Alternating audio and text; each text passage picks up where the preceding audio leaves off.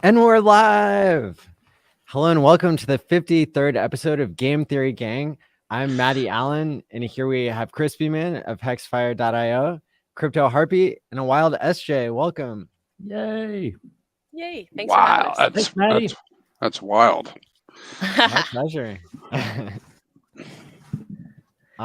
So a lot of people have been paying attention today to the price, but for a while, our two guests tonight, they've been inspiring people to look beyond just the price and to really understand what more there is to crypto, and that's the community.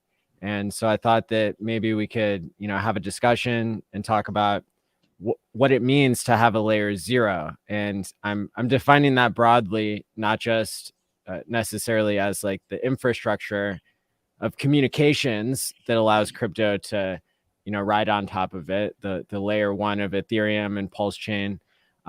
But I'm talking about the social consensus layer of crypto. And that's where the community really makes the crypto work. And so I'm just thrilled to have you two here. I think you two are two of the best representatives of this bigger idea in crypto. So can't wait to hear your insights.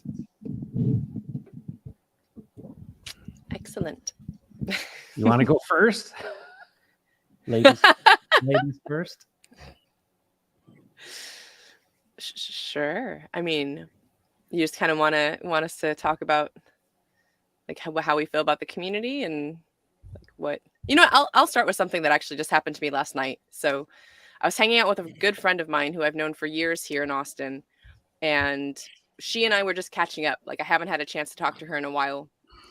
And we, she was just like, I'm so curious, like what's going on with you? Like what's new? And so much in my life is new because of this community and because of, what my trajectory is now within it.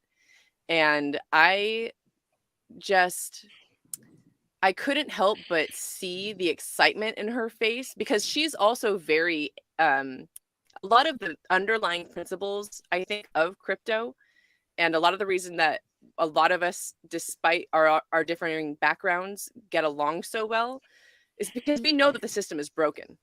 And there's, systems, right? Like multiple systems that we've grown up in or have been around are just ancient. Like they're archaic, and we need something new to be able to move forward.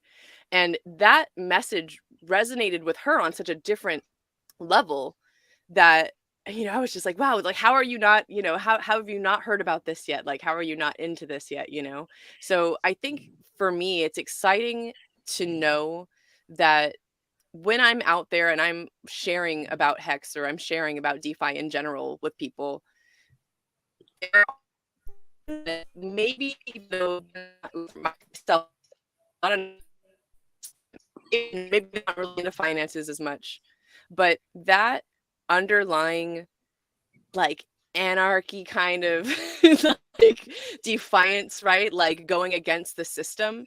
I think that can appeal to so many people. I think that also, again, that's part of why we kind of have come together, because we all see that something is broken, and we've had the benefit, at least the ones who are in this, Richard Heart ecosystem community, to see something that works and that has gotten people out of that system. And I love it. I'm just so excited to be able to move forward in my life and have this knowledge and be able to gift that to all of the people that are around me that, might not have a clue about it. Absolutely. Yeah. And I have a feeling that you'll have a lot of stories to tell tonight of, where you get your inspiration and how you inspire others and help people understand what it is to be in a broken system, but still have hope because of crypto. Mm-hmm. That's really cool. Well, I'll go. Maddie, thanks for having me on. I love the layer 0 concept. I mean, I think it's so great, right? This base layer. And, I go back to the beginning. I saw Hex on a TV ad at 2 a.m, right? But what made me get into it was Hexo, I started watching Hexo on T-Live. And honestly, what's interesting is you see this anywhere anyone goes, is that you're asking the question when you're new, do I fit in? Do I fit in here? And Richard's really good about saying, hey, this is just a narrative meme, right? And what he's saying, it's the story we're telling. And this story that I saw of Hexo, what was he representing? And Maddie, what were you representing? And RG3 and all these folks and Crypto Coffee, and who are these people? And you have to kind of see yourself in that story. And of course, who is Richard Hart? Well, we know that Hex doesn't have 8 billion people in it because it fits a certain characteristic of people. You talk about kind of anarchy, or you talk about people that are libertarians and all that. But what I think I love about Hex and the community in this layer 0 is that when you really boil it down, tech usually gets picked up by early adopters and the nerds, right? The nerds pick it up and they're like, look at this, it's really cool. I'm double clicking an exe file. And people are like, what are you talking about? And then people make it human. And a guy like Hexo, and I have to give a lot of credit, because when I first got into streaming, I was giving Richard Hart credit for the entire community. And people were like stepping on my neck going, stop. Richard started this, but the community was built by people like you, Maddie. And you got to give credit to people that in that time, it's easy to be a Hexican now. It was not easy to be the Hexican in that first year. But, Hexo just kept grinding it out. And we would sit there after hours at work listening to Hexo. The doctor is in.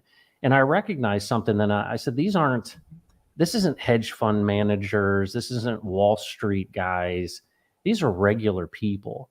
And I'm a regular guy. I'm like, I don't see myself hanging out with the fancy lads, if you will. And when I saw, the Captain RG3 and the pirates and all this stuff, I'm like, okay, I really like this. And then I got to learn the story about Richard. And you got to realize that Richard's own personal story is a huge part of this, because somebody that grows up in a blue collar environment, somebody that knows what hard work looks like, has been a business owner, he's very, very smart, but also he's very approachable and practical, and, and also he's tough. And so I think the community is so important, obviously, because without people, we'd just be another one of the 23,000 ERC20s that don't have anything going on. And for in my opinion, the miracle of Hex is the community, because it's the thing that propagates it. But underneath it, honestly, I tell this story on my channel all the time. David Lee came 7.5 hours to my dad's funeral. He died a year ago in a couple days. And what was amazing about that is none of my friends from high school came. Not one single friend from high school came. And David Lee drove all the way across the country to come sit with me at the funeral home and at the funeral. And I go, this is it.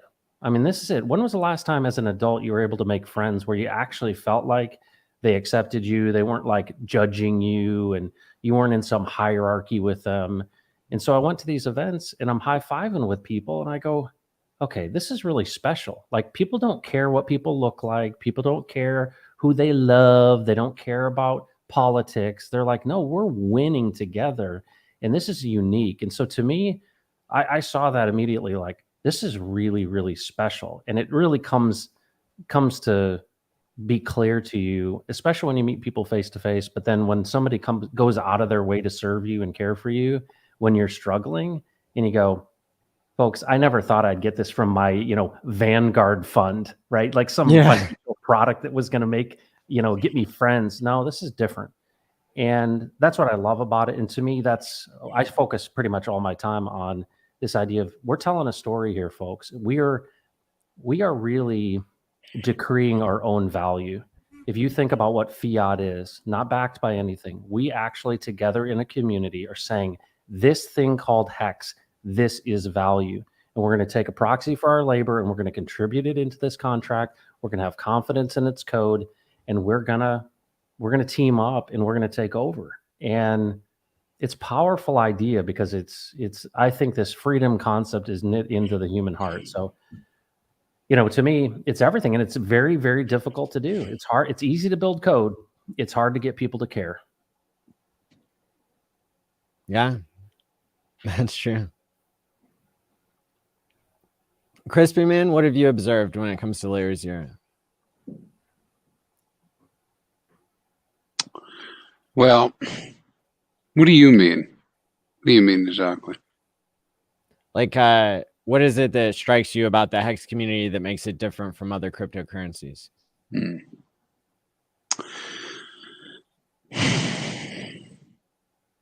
Well, Heartbeat kind of stole the show here with community, because I'll tell you, it really is community. And so if I can't say community,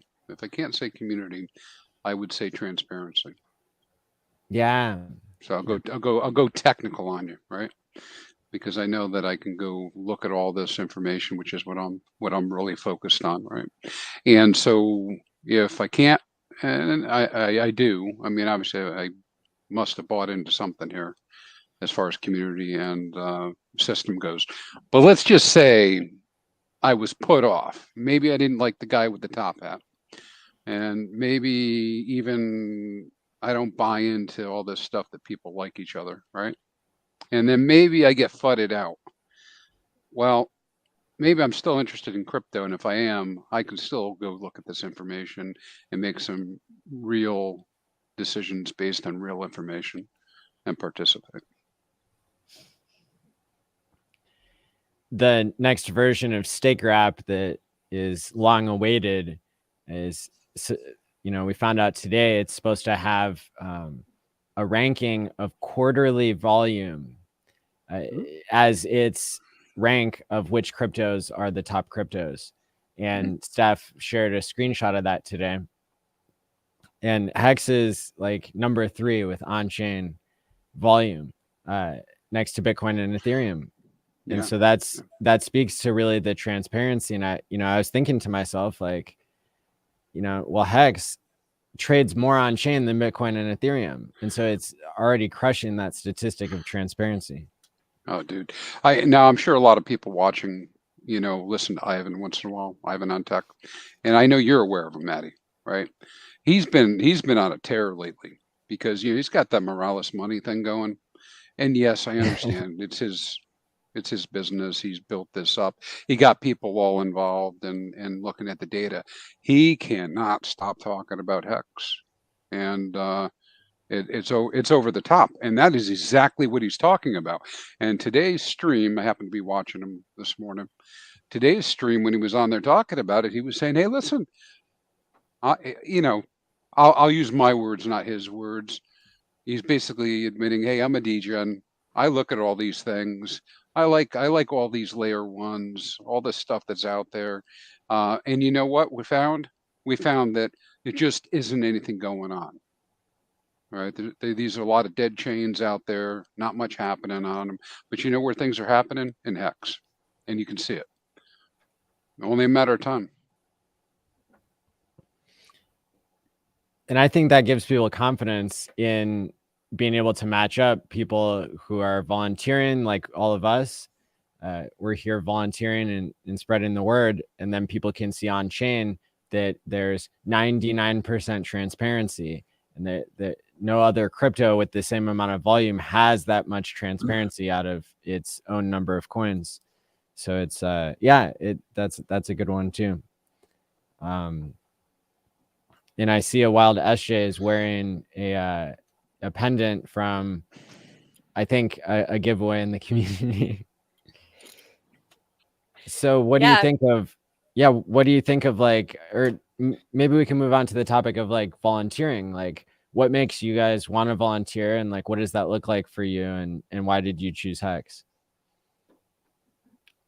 Yeah, I'll go. That's a great question. That's actually similar to a question that I started asking on this Friday. In fact, the show that you're going to be on this Friday, if we get that set up. Yeah. So I've always been the kind of person to want to volunteer, especially if it's within a place or a community that I feel has given to me like already so much. So as a quick example, when I moved to Austin, I lived here for probably a good 3 or 4 years. And I really loved it. I was like, man, this is a really awesome place. I really like, just the vibe here. And I felt like I was like, I've been here long enough. I want to start giving back to my community. And I ended up finding a group that I worked with that did a front yard garden initiative. So they were telling people, hey, here's how you can make a free garden bed. You can put this in your front yard and you grow tomatoes and your neighbor grows basil and you all get together and make bruschetta. And I was like, this is great. I love this. So that's just kind of, you know, the spirit that I have in general, is that I tend to want to give back and be a part of something bigger, right? So with HEX, man, like I already felt like I was a part of something bigger. And the weird thing is that I knew I was a part of something, but when I started doing Sci-Vive, I had no idea that, and I mentioned that in a tweet recently to Richard. I was like, I had no clue that this was that big of a deal and that people were going to listen, like so many people were going to listen to it and people were going to appreciate it. It just, again, and I've talked about this, it was selfish almost. Like, yeah, it was something I was volunteering to do, but part of it was like, I love audiobooks and I just wanted to hear a better version than, you know, what had already been put out there.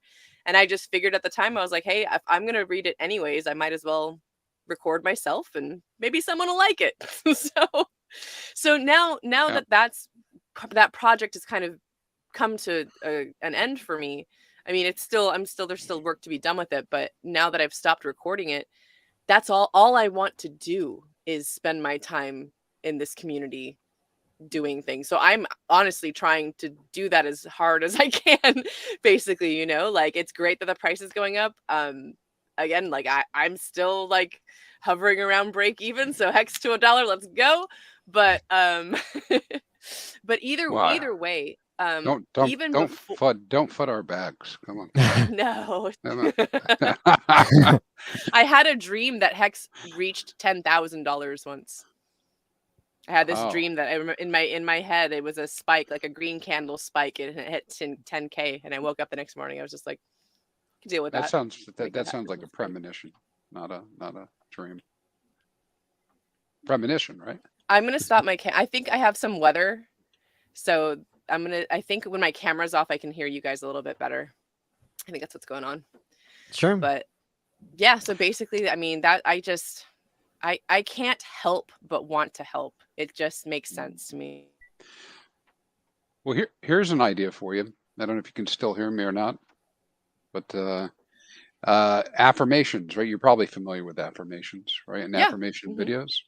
So I've often thought, and maybe before you started working on the the readings, that we really should have an affirmations type of a reel that people can get on and listen to. Now, why do I think that? It's not just because I think what Richard had to say is really smart and all that, but there are an awful lot of channels on YouTube that focus in on life affirmations, and quite often the overlap with our community is strong. You know, they're not talking about HEX, but they're talking about delayed gratification. They're talking about bettering yourself, that type of thing. And I think Sci-Fi would fit right in with that. Yeah, absolutely. I'm actually trying to do a little bit more of that. So I do the quotes. I had been doing the quotes daily. I took some time off to just kind of rethink that. And I think that, yeah, like what I'm doing moving forward is a little more along those lines, where it's going to be more scenery. I'm going to do a combination of 3 different things that were suggested to me and just kind of see what plays out the best. But yeah, that's definitely along the lines of what I'm going to be doing moving forward with just the quote, just these little, sci-fi kind of things. Very good. Yeah, amazing.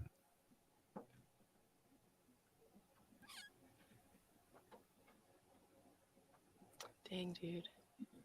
She all set? Just making sure I didn't step on anybody's toes. So your question, Maddie, was about volunteering?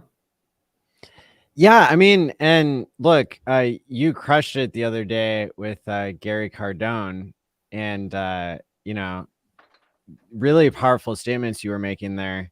I was really impressed, especially, you were pointing out how HEX has had emergent properties. It's played out well for people in terms of in unexpected ways. So maybe you could speak to that a little bit. Yeah, I mean, You know, it's crazy. What I love about the community and all of this is, you know, there's so many different types of people in this world. And, you know, I think about, you know, ChrispyMan, right? Look at, you're doing all of this work in helping people understand the data, right? You've got this deep understanding. You're helping the community and bringing your skills and abilities to the table, right? Maddie, you've got your skills and abilities, and they're different. And SJ, Right. same way, right? She's like, what's really cool about this is it's like people say, you know, there's a, I don't know if it's a form of giving of oneself that is appreciated in this community. And so a couple just different comments. One would be, you know, how many times have you done something and somebody didn't appreciate it, right? How many times have you been in something and you worked hard on something and somebody criticizes you? And what I love about this community, and I would juxtapose it against like network marketing, you know, the ultimate middleman business where you're in a down line with like a bunch of people. This is the absolute opposite of it. And you don't have a product to sell. No one can buy it from you. I mean, I suppose OTC, but we're not doing that. So you don't represent really a product. And the effort that you put into doesn't have a direct return. Right. So you don't like, I talk on the internet and my value goes up. So you kind of have to understand that, hold on, we're collectively giving, and people bring to the table the thing that they're uniquely gifted and wired at, and it's validated. And I think that one of the things in the HEX community, because there's not a bunch of people, I mean, we saw Richard doing all of his, you know, outrage marketing, but you know what I don't see? I don't see people coming in and scoreboarding on me. Actually, I've met so many people that were just like real kind of humble. And I found out, whoa, you're like really in a big position. And they don't flaunt it and they're not dunking on you. There's this essence of, hey, we're in this together, regardless of your bag size. And, you know, and it's authentic, right? The basis of it is authentic. Well, when I was listening to Gary Cardone, you know, this is something that's just an axe I've got to grind in general. When I started my business in 2001, you know, we got to a point where we were growing so fast and we needed an investor. And I got introduced to a guy and he sold his business for $7.8 billion and it became CVS Pharmacy. You know, CVS bought a company that bought him. And he was this guy that, you know, he was in his mid 50s and he wanted you to bow down and basically recognize him. And I thought about this for a second. And then I took a look at his family and I took a look at his life. And I go, you know what, men especially, and in this world, what we're doing is we're saying, look at the scorecard of my bank account and judge me based on this. But if you peel back and look at everything else in their life, it's generally a shambles. And so when I see the congruent and integrated sense of the community of HEX, and I see what decentralizing, you know, finance, you know, how it works. And then I love it, Maddie, you're like, you may have a symptom, and that symptom may be you've got this sudden wealth thing. Yeah. It's such a wonderful, you know, a wonderful thing to have to deal with, because in a way it's like, yeah, when anything changes dramatically, there's going to be shock to your system, regardless of what it is. And so I was listening to Gary Cardone, and I really appreciate Funding Jim, Gary, for bringing us to Gary. And it was a really neat thing to do. But I got ringing in my ears this investor guy wanting to extract value from me. He wanted to squeeze it out of you. It was like war for him. And so I heard, you know, the language and the terms that Gary Cardone was using, and I was hearing the same things ringing in my ear, which is, I'm out for me. I'm going to get mine. I'm going to win. I'm a winner. Be like me. Well, I don't want to be like you. I don't want to be like you. I don't judge based on a certain system. And I don't want to, you know, I consider the system that currently exists, the legacy financial system, to be broken. It is obviously because of fractional reserve banking. It's a broken system. Why would we want to integrate that into this beautiful thing we have? Let's burn the damn thing to the ground. And let's not define success based on our bank account. And that's what I think is so natural about this idea of true DeFi and this story that we're living out in HEX and why HEX is going to absolutely dominate. And Richard's right. I swear he's like a prophet, because he's like, those crazy loon birds you thought were like the crypto bros, they're going to end up owning everything.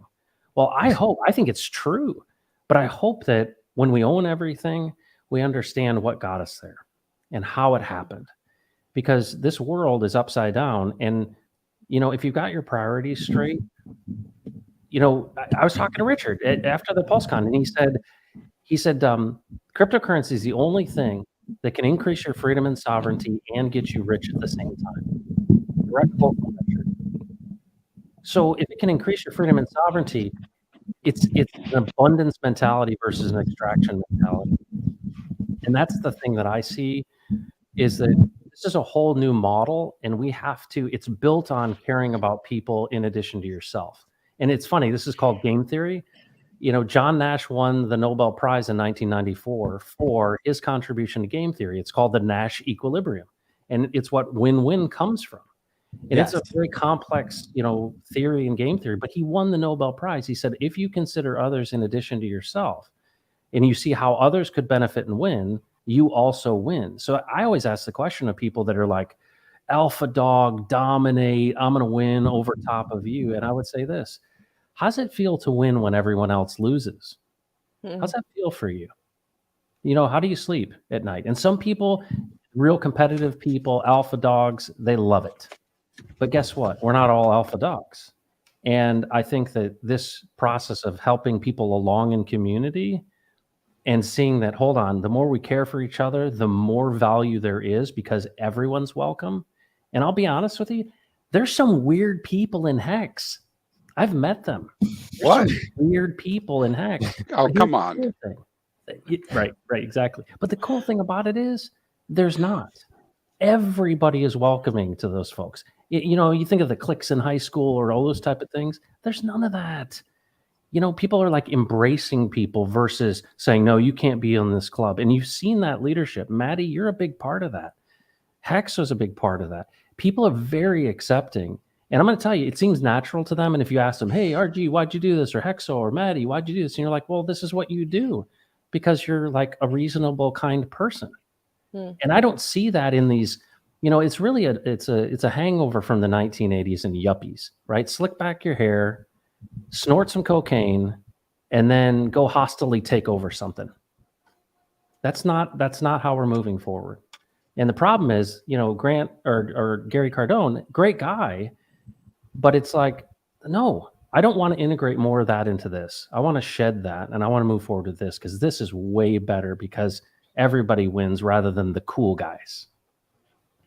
There was another Nobel Prize awarded for something that I think was wrong, which is saying that people are so bad at managing money that they need somebody else to manage it for them. Yeah. And you know, that created the centralization that's actually tearing apart and causing the banking system to fail now.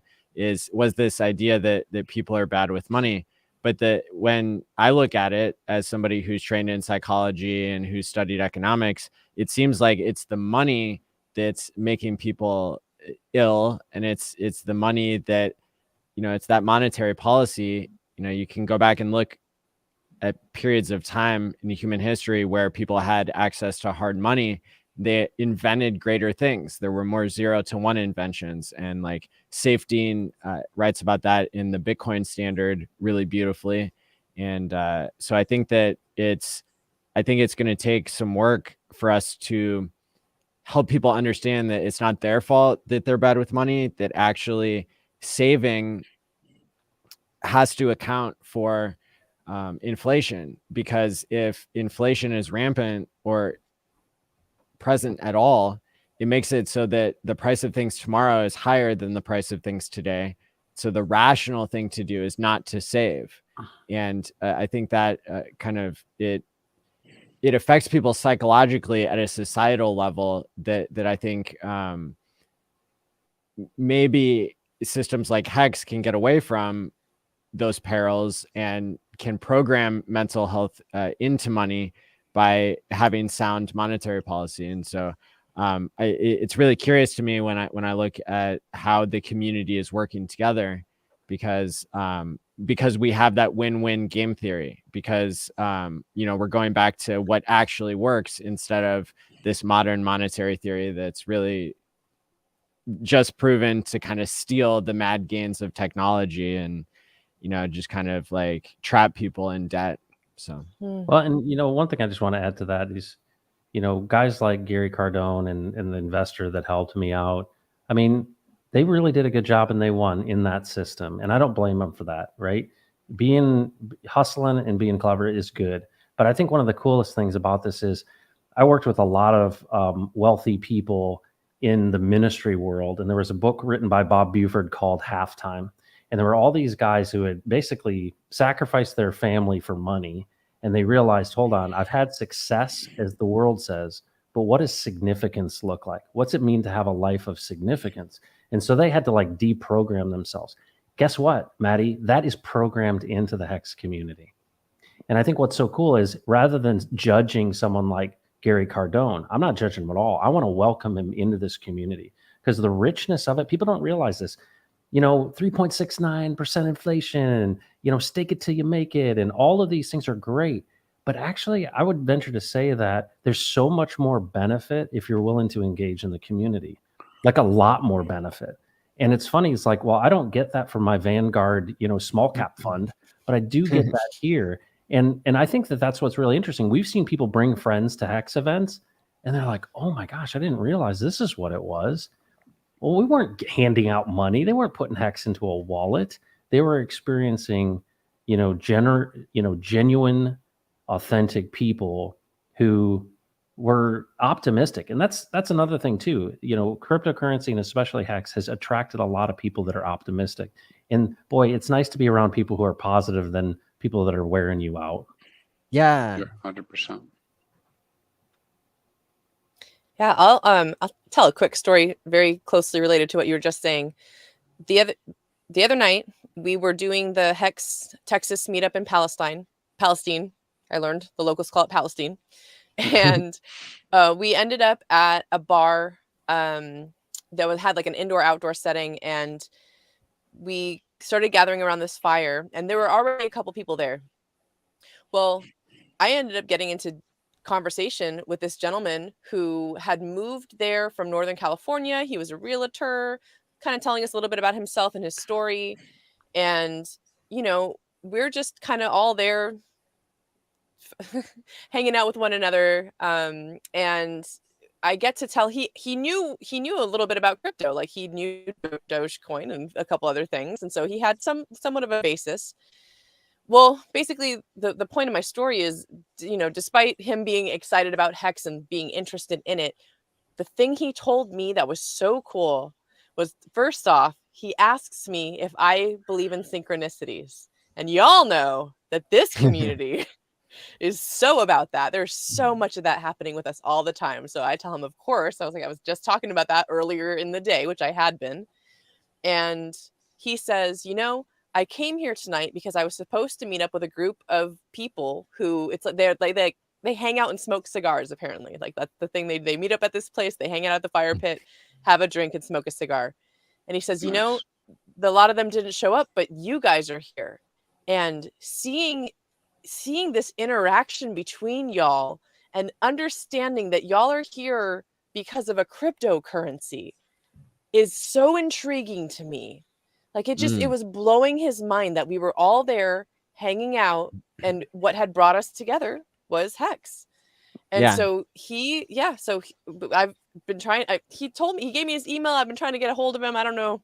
We'll see what happens. But either way, just to the point, speaking to that point of the way that you're not going to get this at your my credit union. Like, I'm not going to hang out with people from that. Yeah. But yeah, like there is so much something about this community that I can't wait, y'all. It's just going to keep getting better and better. I love it.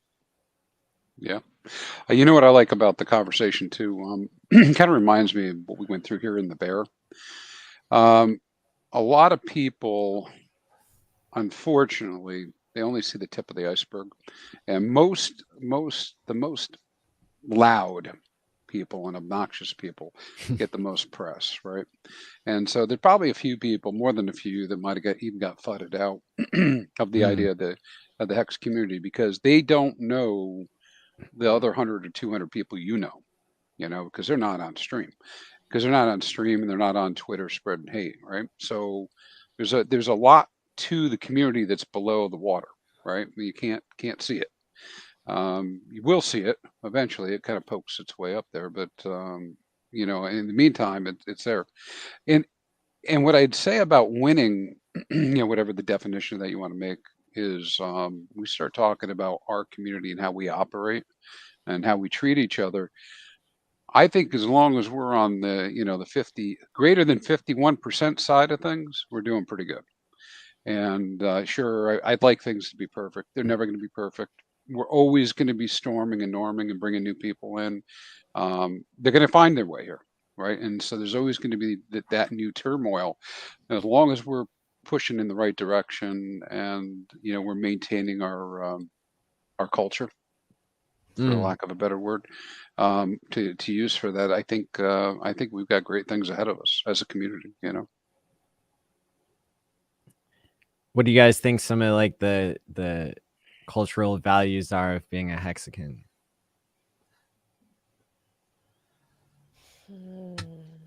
Delayed gratification. Yeah. That's one. What's interesting is I think it's based on mutual respect. I think that's kind of a common denominator is everyone's welcome here. No judgment. Now, I'm idealistic when I think about it because I've seen some pretty interesting things in the community. But I think when we get face to face is the true essence of it. People throw hand grenades in social media, but when you get together with people, you see that come out. But yeah, I think it's mutual respect and is kind of a core value. There's something about having a relationship with your future self where you've time locked your coins, you're seeing the benefits of your past hard work, your past delayed gratification, and then the price goes up and down, so you're constantly riding that roller coaster, but you're riding that roller coaster with other people who have started this relationship with their future self. And I think that we'll probably keep coming up with more terms and more ways to like understand and describe what this phenomenon is of people time locking and building community, and those things might be related somehow. And I think that there are a lot of people who maybe now with this mini bull run that it looks like may have started, people might experience for the first time sudden wealth syndrome. They might experience for the first time becoming financially free and having to make choices that they didn't realize they weren't even prepared for. Who are they going to turn to? Well, it's going to be the other people who have been there along the way, the other people that they've been winning together with.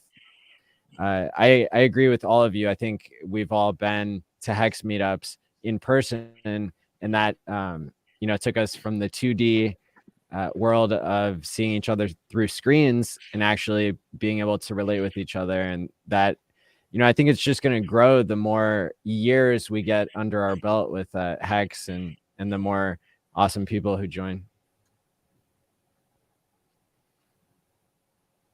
Yeah, absolutely. And there's like these like really small ways that people get started. Like, the first time I built up the courage to do a stream, I had, teamed up with somebody that I met in the Discord Syndicate chat, just like in the live stream chat, like people are doing right now. They're answering each other's questions and commenting and getting to know each other's screen names. Well, Joe Hexotic was the screen name that, like I connected with, and then, ChrispyMan and I did a stream together, like very, very, very early on in my streaming career, and then our friendship has been built now over the months and years, so it's really cool.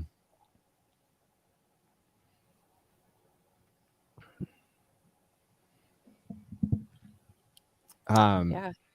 We got Hex Toys in the chat. Welcome. What's up, Hex Toys? That's who made the bling for Richard that a wild SJ is wearing a model of. Oh, and thanks for the 100-pound super chat. Thank you so much. Wow. Hex Toys says, thank you for everything you've done for the community. It's truly outstanding. Fantastic. My pleasure. Totally agree. I wanted to say as well, you know, you're talking about the underlying values, right, of our community. And, you know, when we sacrifice for freedom of speech and freedom of movement, you know, so I saw someone in the chat say freedom. I just, you know, couldn't go without saying those are definitely things that I think, and that's kind of to my origin at the very beginning, right? Like the freedom of getting out of this broken system and becoming financially free. That's what synchronistically, I believe, brought me to HEX, because even before I was going to invest in what I invested in, I knew that I wanted to be financially free. And I was starting to look into the like FIRE, financial independence, retire early community and things like that, and reading as much as I could about how to be smart financially because I wanted to be free. And so I think it's such a beautiful thing that I've, you know, found where I've found a community that believes in those same principles for sure. It's on fire. You know, when you talk about when we talk about you know, financial independence, and particularly with HEX these days, I know others have said this in the past. It just took me a little bit longer in my head to get around to describing HEX as a movement, not just a protocol. And so I've been ruminating on that lately a lot, because I think that's part of our future, is that this is really a movement of people coming in seeking that type of that type of financial independence. And there's a lot to unpack in that, because we know that the value of assets goes up and down based on purchases and sells, right?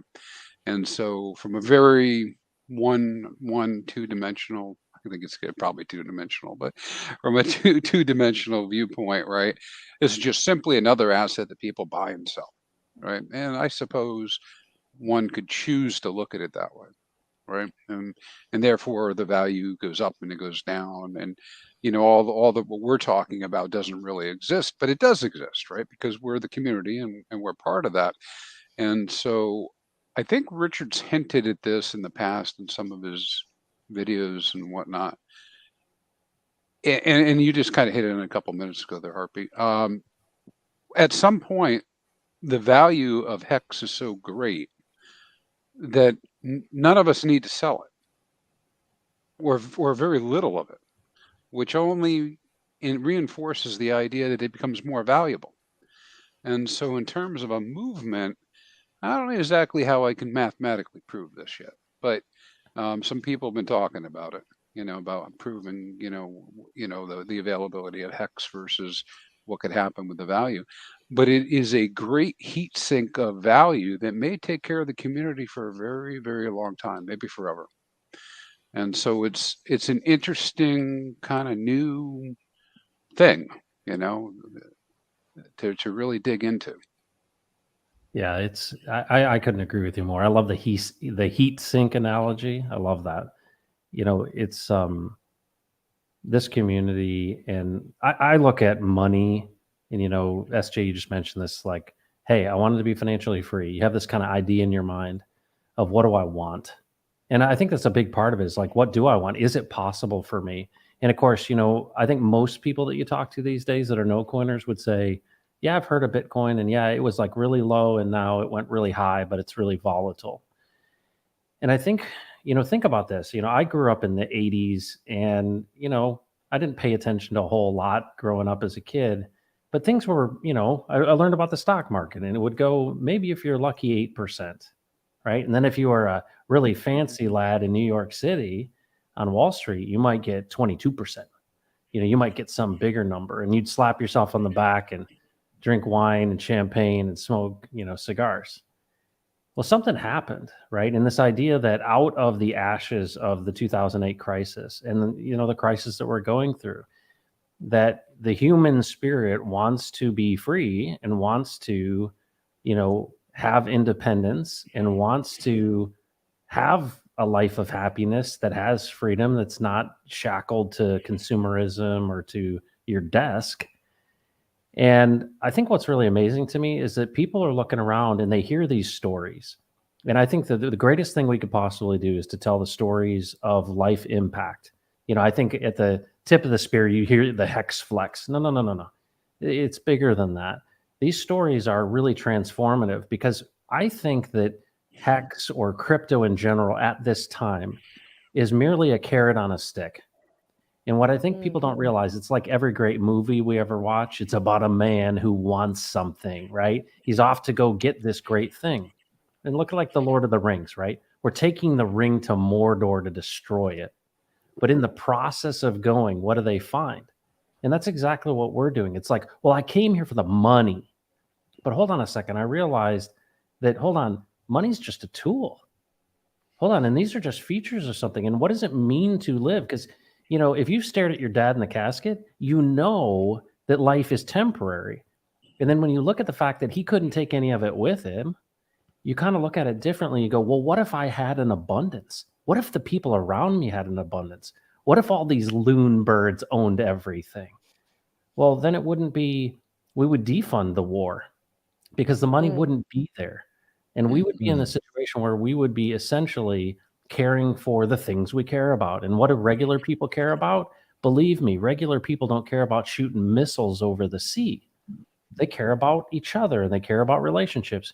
And so to think that we actually have an opportunity to participate in something that, if we work together, defines a new asset of value that can't be touched by centralized parties, can't be touched by the Fed. And what it promises, if people get it, is that, as I go chase this money and think about, financial independence, so many people get there and then they have to call Maddie and go, how do I deal with this? I've never had this kind of extra time. I've never had the ability. And then you think about it, you're like, we always idolize people. And Richard did this to people. It was such a great move. Hey, look at all my watches. Look at all this stuff. And then, of course, he comes to help his mom, wears a black T-shirt and puts in a bidet. And you're like, this is real life. That's not real life. And so I think it's so cool because to me, it's just bait. We're just throwing bait in the water. And the bait is 3.69. And hey, stake it till you make it. And you could be, financially free. It's true because the it went up, 10,000x in 623 days. Would you like some? But we're going to pull you into this community and help you recognize the fact that money ain't going to make you happy. Let's get together in community and let's talk about the things that really matter. And I think that that's where the richness of life is, personally. So bring on the bait, right? 10,000x to the moon. And let's get together, because I think we're forging a whole new system, because I think the current system is going to collapse on itself. And I think we're going to have to rely on each other.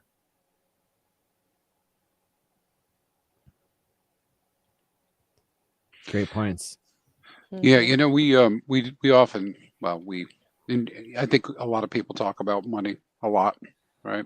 It's because it is necessary, right? It's a tool that's there. It always made me kind of go, just go, maybe think a little bit harder about it. Pretty much nobody, maybe a few people I know in my real life, right? Maybe they got to the millions level, right? Maybe a few, okay? But by and large, almost everybody I know who's lived, loved, died, and have $1 million. And so why is that such a benchmark, right? Well, I guess because when we're raising families, living your life or whatever, you're trying to maintain your security. And you're trying to buy off all this risk and be worried about all the bad things that can happen, which combined with some other things we start talking about, normal business process, right, drives you towards you need more, always need more. You got to have more. But there's got to be a friction point, right? And this is restating what I said earlier. There's got to be a friction point where it just doesn't matter. I mean, listen, guys, I've blown some money. I can do it.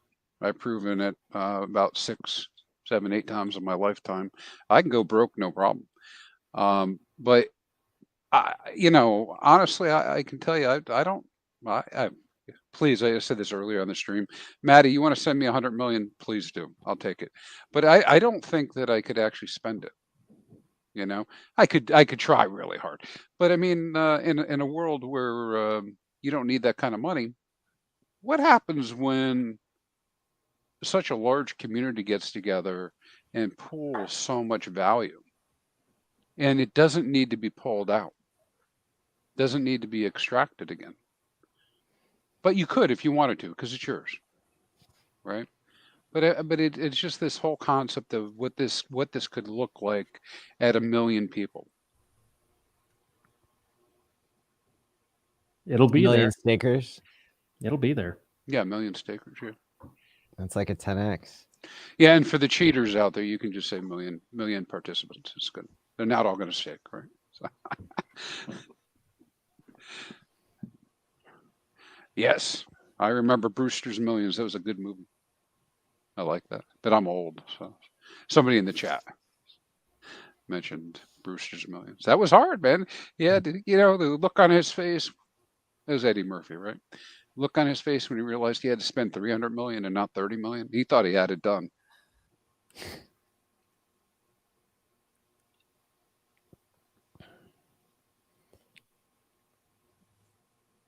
See, Maddie, you're asking all these questions, making people think too hard. My bad.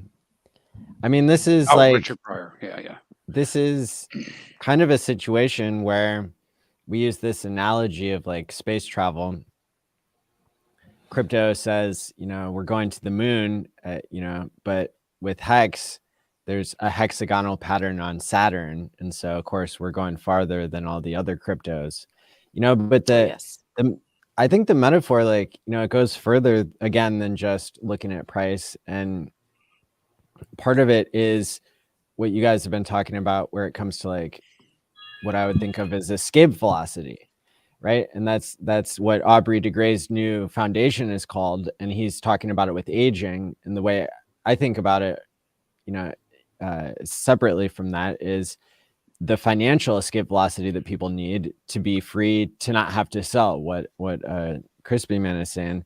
And we've already seen an unexpected level of airdrops for people who were in, let's say, from in between when Hex launched and the Uniswap days, the first 6 months of Hex. Each account that you did a swap on caused you to get $1,200 worth of Uniswap. And if you had traded that for Hex at the time, it was it ended up doing really, really well. I have 2 onboards that right now have 1.3 million Hex from that airdrop, and I had only sent them $20 worth of ETH, and they followed my half page of instructions. And that's not counting the $7,000 of airdrops they've gotten on top of that staked Hex. And so it's just really incredible to see how this how the amount of time that's going by has led to unexpected amounts of, for me, not having to sell as much Hex as I thought I would. So there are going to be people who are priced out of the TShares system, which will leave more meat on the bone for new people. And then there are always going to be traders, and there's usually a little bit of trader inside of everybody. Not everybody's Bitfinesse. Not everybody can only buy Hex and stake it Quattro Cinco forever, like him and Kareem and everybody. But so I guess I've come to appreciate that right now we have a lot of traders that have moved into Hex. And even with the latest exchange listing and everything, that's going to attract people who are not even trying to take self-custody, but they're just trying to time the price so that they can extract 20% or 10% or whatever. And I think that that's part of what a healthy market looks like. And what Hex has in addition to that is being able to know how long someone is going to be sticking around for, and for people to get an advantage by playing a game other than just trading. And I think I've said it before, but it's like, if you're in Bitcoin, you don't have any proof that you're going to still be in Bitcoin in 10 years. Anything could come along at any moment and cause you to trade away your Bitcoin for something else. With TShares, it's not the same situation. Because you're locking in, I believe that's why people volunteer more.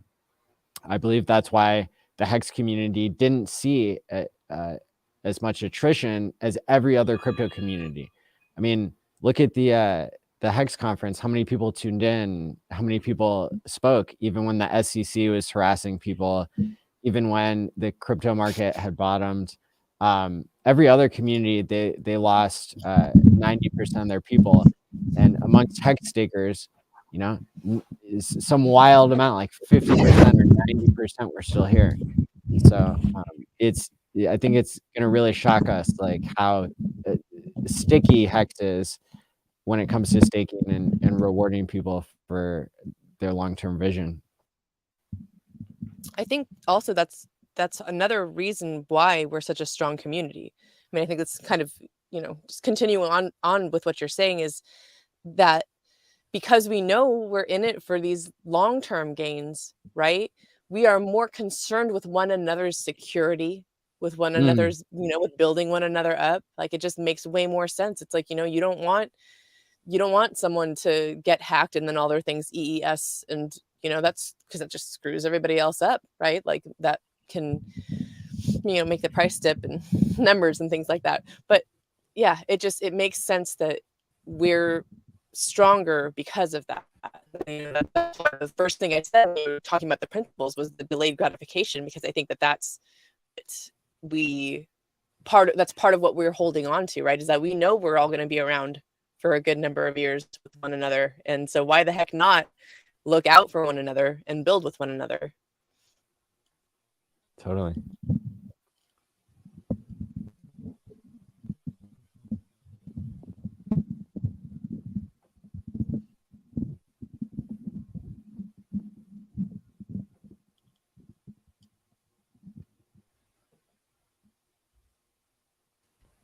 I can fill the dead air if you'd like.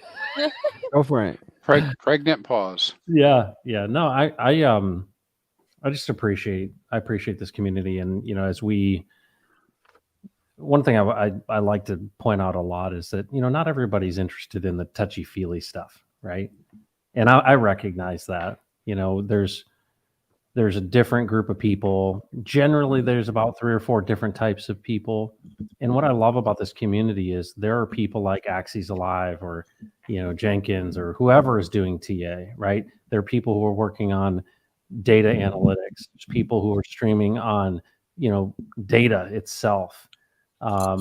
We've got folks who are developers. We got folks that are strategists. We've got folks who are, and then I find, I've got some old folks that are really interested. I'm carrying the torch for the gray hairs, but it's really amazing to me how it all fits together, and that there's a different, because we see this. I've been streaming for long enough now that you kind of establish a bit of a, who are the people that like to listen to this type of story. And what's funny is, like Brandon will talk about different things, Maddie, you talk about different things, and it's so eclectic, but it covers all the bases, right? If you want to see things, you want to drill into, like, show me the money. Okay, we got stuff for you there. If you want to talk about what does this really mean, and what is money, and there's something for you. And if you want to, learn more, like, SJ, you doing the Sci-Vive stuff, right? All the stuff, contributes together. And that's what I think is so brilliant about Richard Hart. And I have to say this because, I've examined him big time, and I think at the beginning I was a little bit turned off. And the more and more I've seen what he's been doing lately, right? Learning about his family and all this kind of stuff. I remember he was on with Lynn May. She was the one, it was like Crypto Billionaire one of the greatest interviews he ever did. And he told a story about, how he grew up, and he was telling a story about how he got held up and his house was stolen from him. And it's really interesting, now that he's talking about, his family or how he grew up and what the culture was like and his experience. it makes it more real. And I think that, we want to have mass adoption, right? I think anybody that's holding HEX wants HEX to be the only cryptocurrency on planet Earth and beyond, right? That's the dream of everyone that's holding HEX, is that everybody sells everything else they've got and they only buy HEX and stake it for 5,555. But we know that that's not practical, right? But what's so incredible about this is, let's lean into what we have. What we have is been naturally defined and organically formed. And, the reason that the SEC stuff didn't hit us hard, and the reason that FUD didn't hit us hard, one, tokenomics, right? Just like you were saying, Maddie, hey, you're locked up. I don't care what you think. You're still locked up. And in a way, it protects you from yourself. But then all this, authentic contribution of people. And then I think there's more people in this community that understand that there's more to life than just money. Because if it was just a bunch of, Wall Street guys, it just wouldn't work, because it hasn't worked in the past. And so, that's the thing that I think is the most special part, is everyone has a place here. And I boil it down to this concept. All money is a proxy for your labor. And this is, Richard talks about this a lot, right? The only things that exist are goods and services. That's it, right? It's what you can do with your creative ability from the sweat of your brow. Now, you may go to school for 12 years and become a doctor and cut people open, but that is your creative ability. No one does that for you. But if you think about this, they give you a piece of paper, right? They give you a piece of paper and they say, hey, this is the representation of you, your private property. And really, it's an extension of you. You break off a piece of yourself by working and sweating and driving the truck or doing the thing. And then they give you a piece of paper and say, well, this is you. If people recognize that actually the contribution that we're making is a collection of our private property, and it's a proxy for our labor, and that we're actually contributing a piece of ourselves into this thing, then you recognize, hold on a second, we can separate ourselves from the existing system, because all it is a story. It costs 7 to 9 cents to print that paper. And here's the cool thing. We have established, and the hardest thing to possibly do, establish this center of gravity that is HEX. And what is it? It's a combination, it's a collection of people's time, energy, and effort. It's a creative ability that's been put together. Well, that's how it's always worked. You were a really good farmer and you had extra, and you went down to market and you're like, I've been eating potatoes a lot and we got a lot of potatoes. Does somebody want some of these? And I would like some eggs. At the end of the day, you've put your effort into tilling the ground to develop this thing. And now you have an abundance that you're going to share in the market. And it's in a way, strangely, crypto and HEX and the community has really taken us way back to really examining what is value. What are we really, what is a token? What is money? It's just representing you. And if you start realizing that this is your private property, that you've contributed into this, and that this is a culmination of all of our, the sweat of all of our brows together, we basically build our own digital country. It's like, welcome to Hexaco. And to me, that's the thing that's so cool. And we have a leader who cares about freedom of speech, cares about freedom of movement, cares about association, cares about, censorship, and has been reminding everybody, all these idiots that wanted to basically get in the middle and short circuit the process, to say, hey, folks, this was created to set you free, but you're doing everything to give it away. Don't give it away. And I think that Richard, as the innovator that he is, he's seen this all along. We're just late to the party. And it's like, wow, he was right. But he was right more probably about the sci-fi stuff than about the crypto stuff. I mean, the crypto stuff is genius, but it's actually putting on the top hat, telling people how to forgive their friend, or, how to, whatever it is that, he brought value with. And I think in a way, I was inspired by that.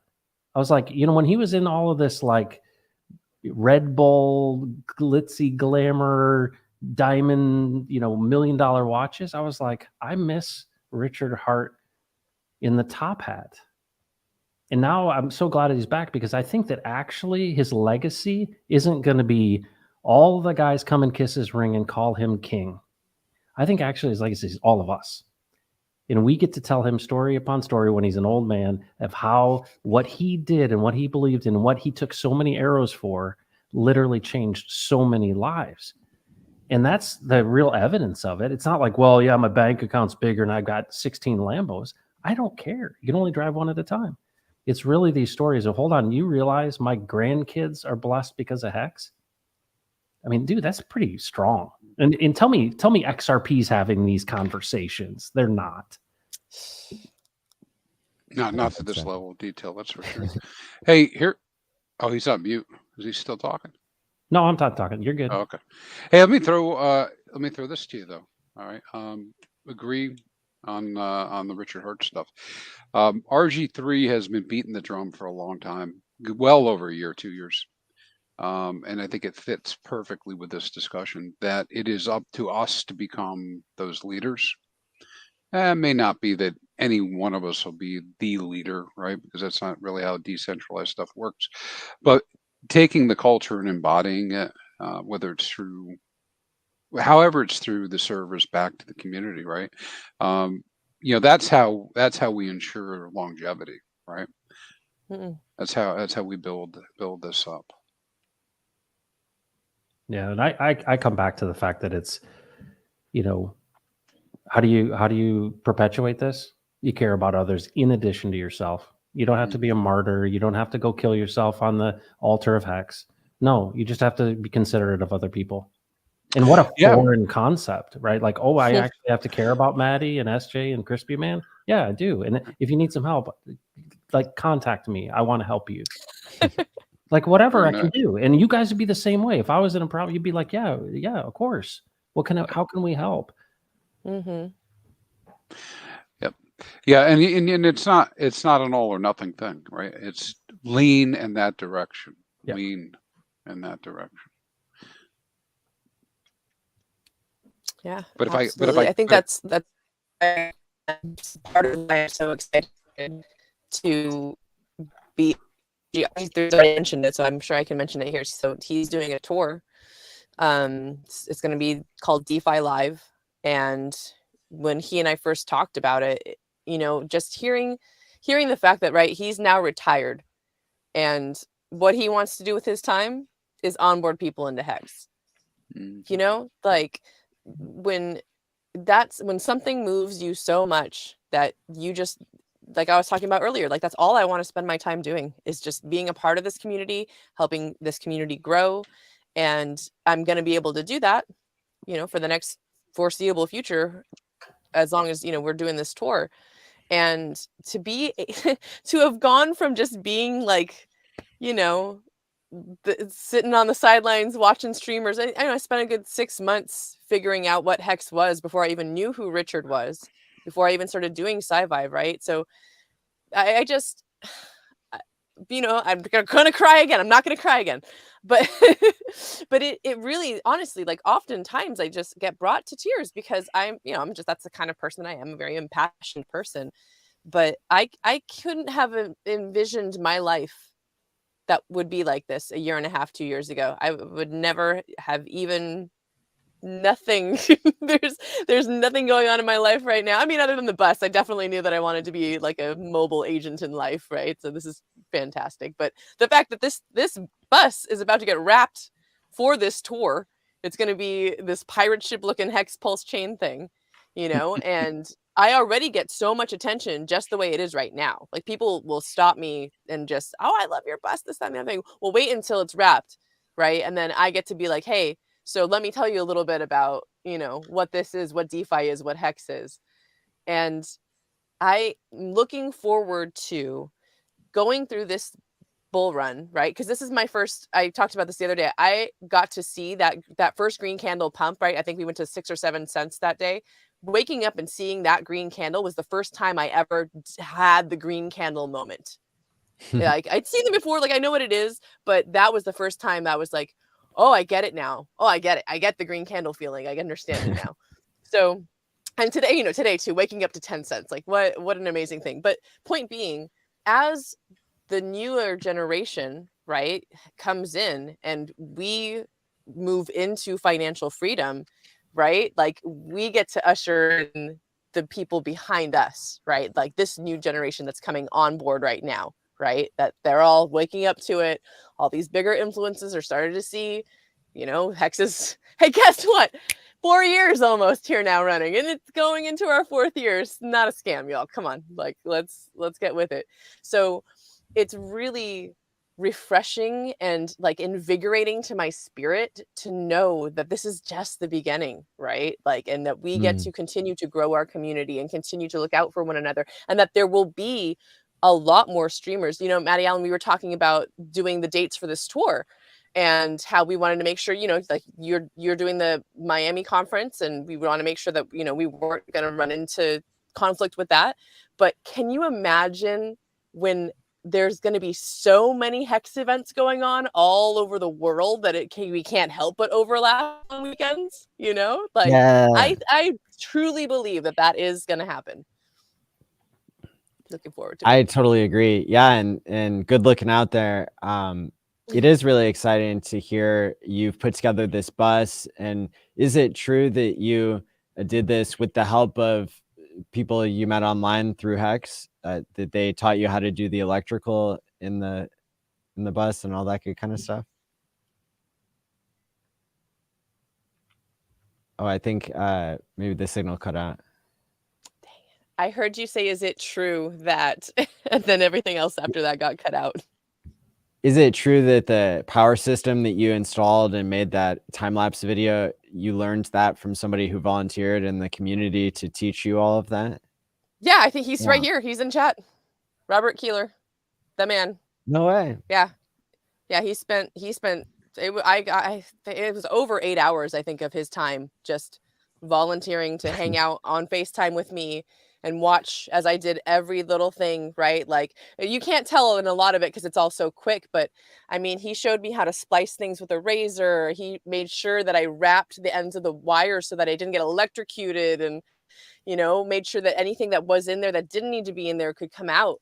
Right. And that was really when I started thinking about this whole bus project months ago. That was absolutely what I was interested in doing, you know, and I don't know when or how, but at some point I hope to pay him back, you know, in whatever way that I possibly can. Like, you know, maybe I'm going to come out there and cook dinner for a week. Hey, whatever, you know, like that's the one thing that I love doing. I love cooking. So, you know, I really think that this community has the opportunity to take a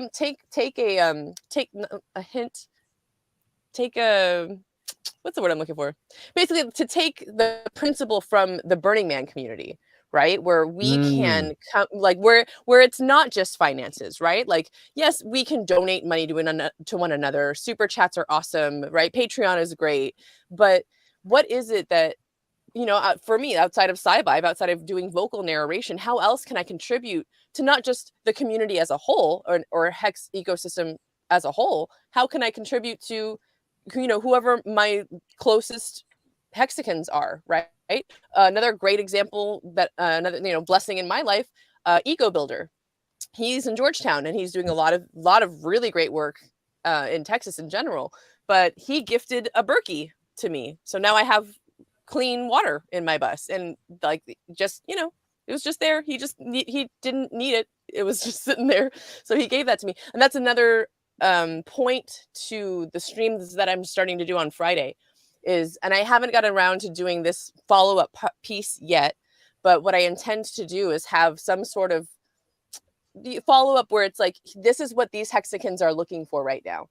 This is what they need, right? Someone may need help with doing clips. Someone may need a camera, you know, and maybe, like, you know, if I had an extra camera or something that I'm not using anymore, right, I can pass that on as a streamer to someone who's a new streamer and be like, hey, I'm not using this one anymore. Please take this one and use it. So I want to see that aspect of our community grow a lot. And I'm trying to do that as much as I can, for sure. It's incredible. Eco Builder sent me a huge box filled with goodies for me to give out at the Hexpo Miami meetup. And Brian Magruder, he's donated tons of these deluxe PulseChain hats that everybody wants one of, and we'll be able to give those away as well. Here in the chat, we've got the king of HEX meetups. He did 40 of them in a row, and that's 8-bit Hex. This guy found love when he was touring the country and promoting Hex. So look at that.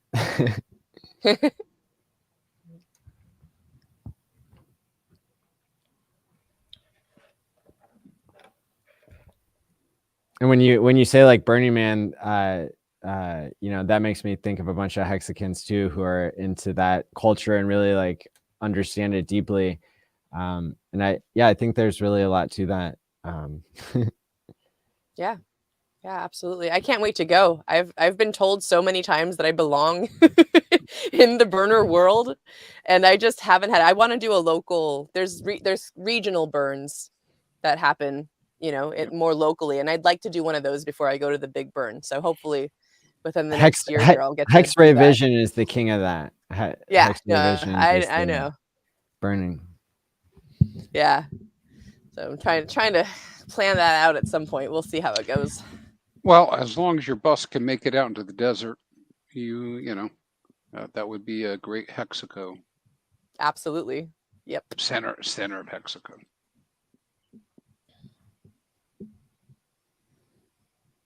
And one of these days we're gonna. Oh, go ahead. I was just gonna say that's another thing too, is that I strongly believe that Richard is still going to build a nation state. Like, I think that that's legitimately on his list of things to do. But how cool is it that there are so many Hexicans that are already building Hexaco in various ways?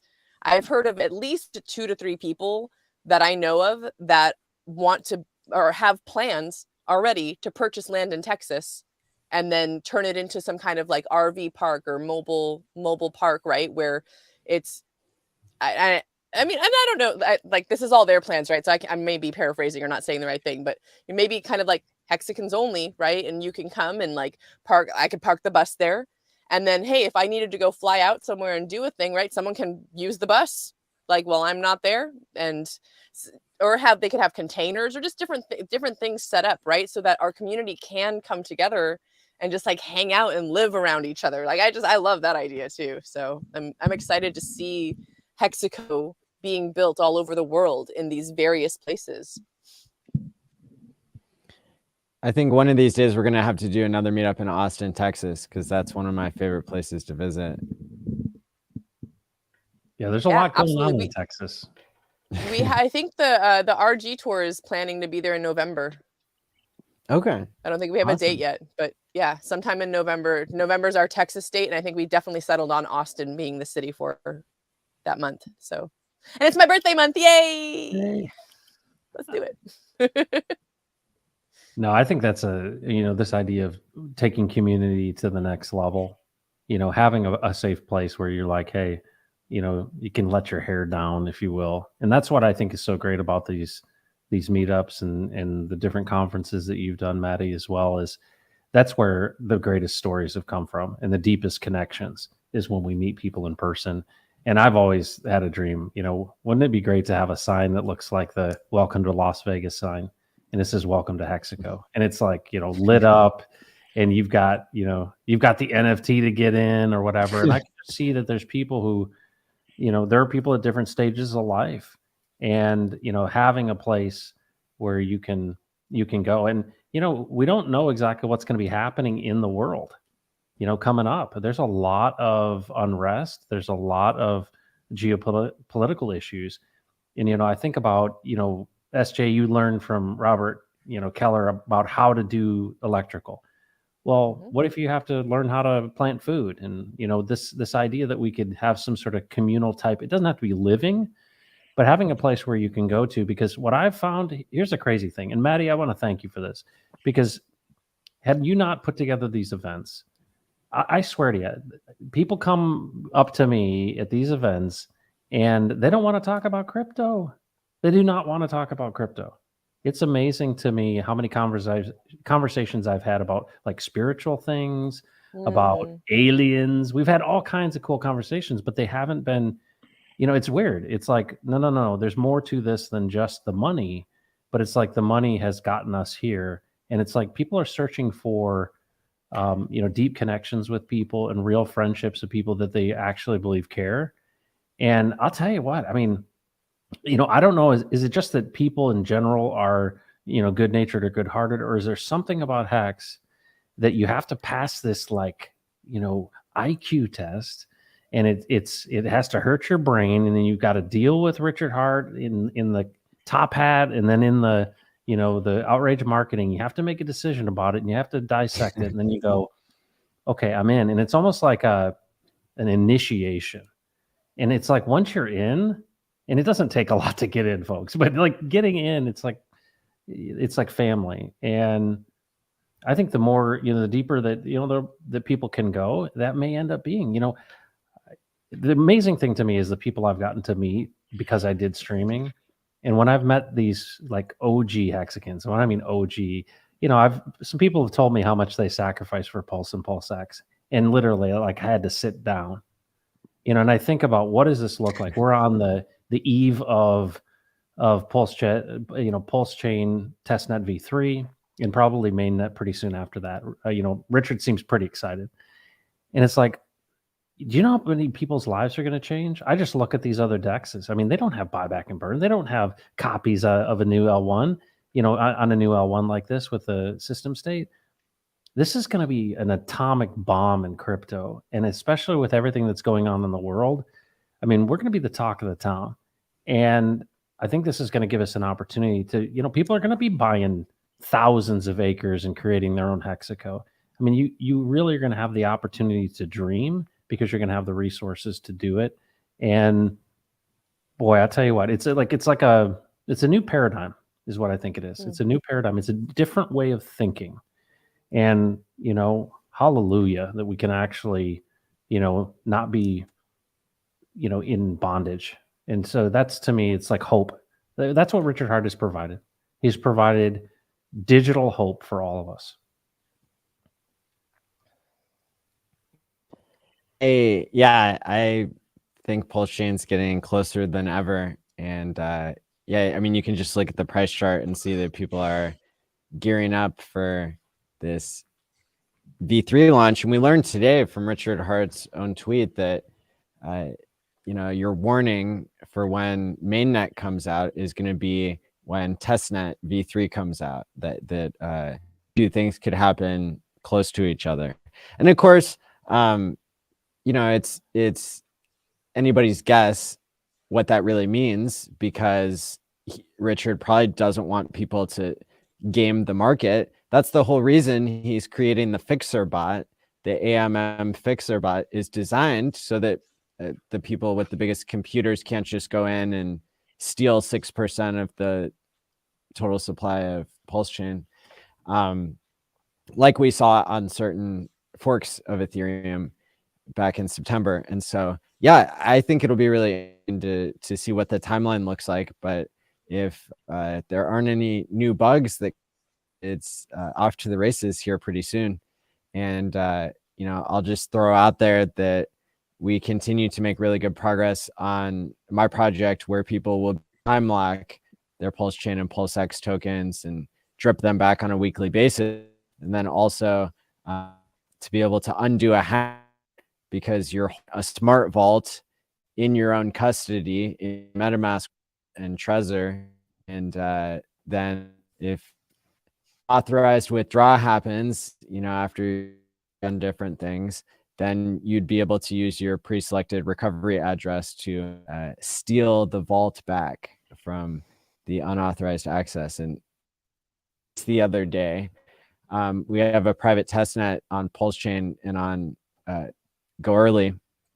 And it blew my mind to actually not just be in the idea phase or the theoretical phase anymore, but to be able to actually see on my screen in MetaMask, clicked the button, and I got my drip back after. And so, I'll be demonstrating the power of this by throwing $10,000 of whatever coin it is, whether it's PulseChain or USDC or whatever, like hasn't lost its peg at the time.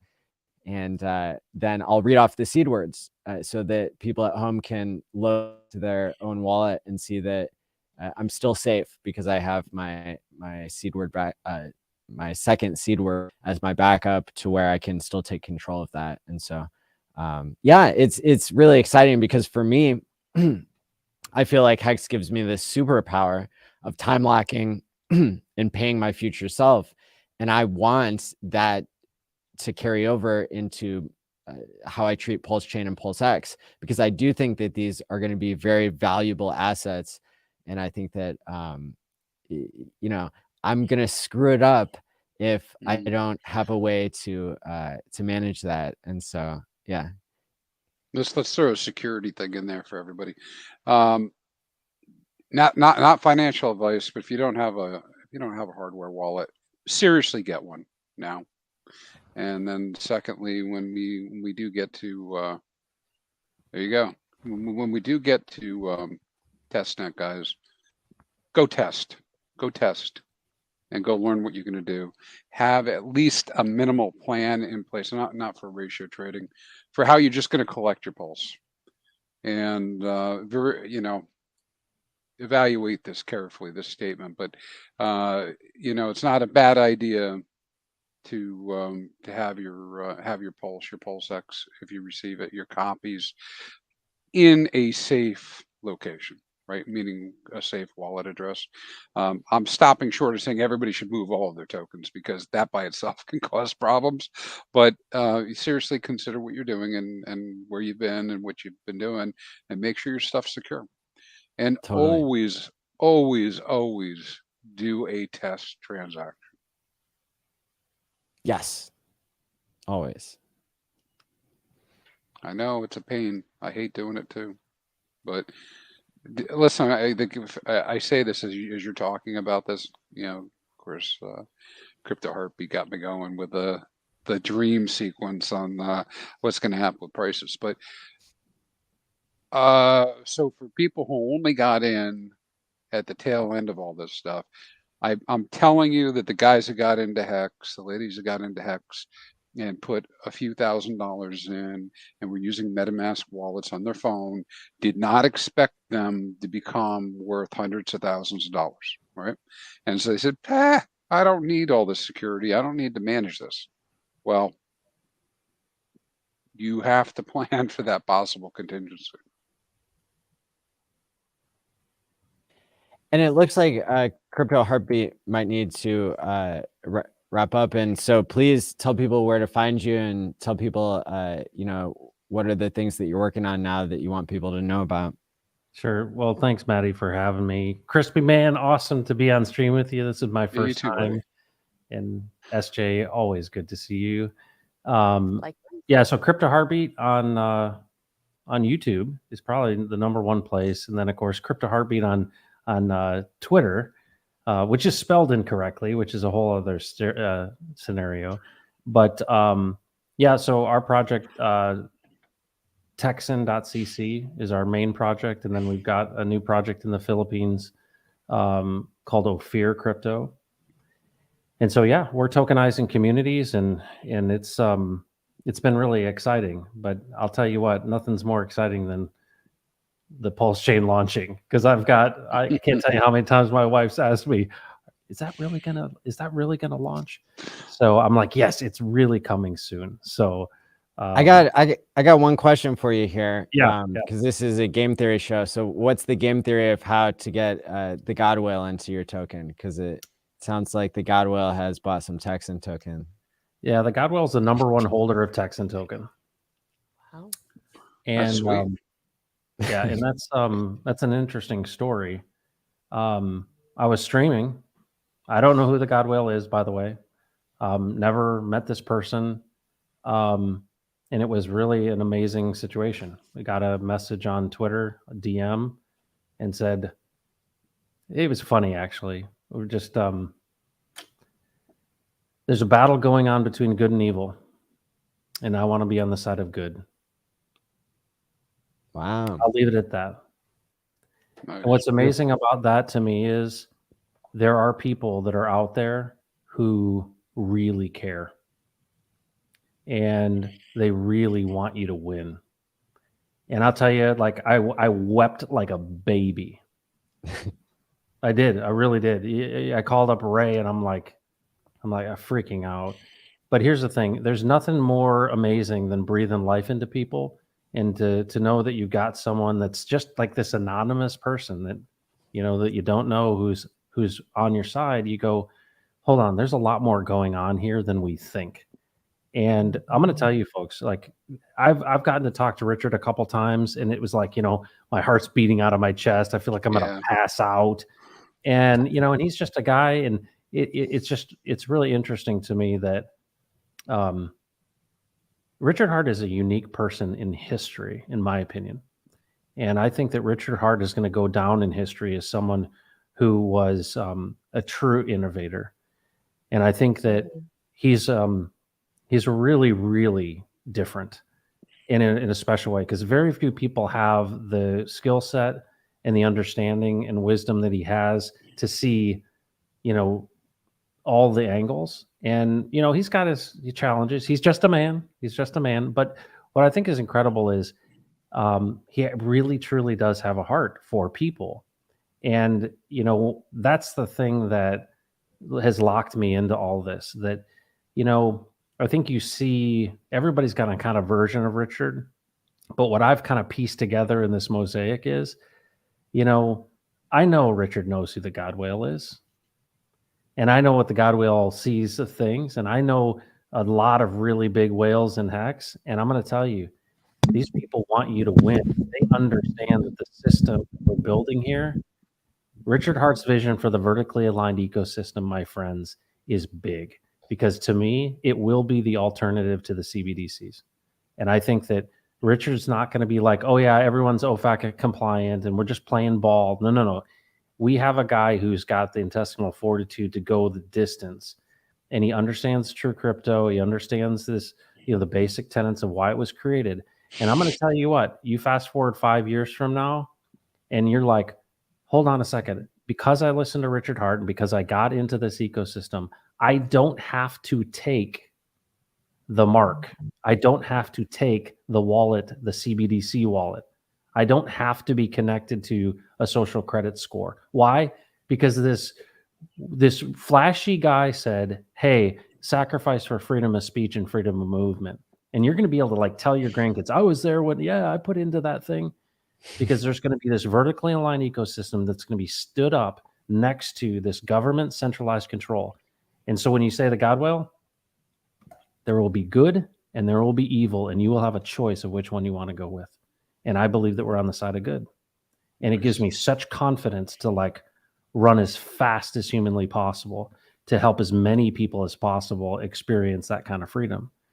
And so to me, there's so much more at stake, but I've got like rocket fuel in my veins for this, because to me, folks, if we got something really special here.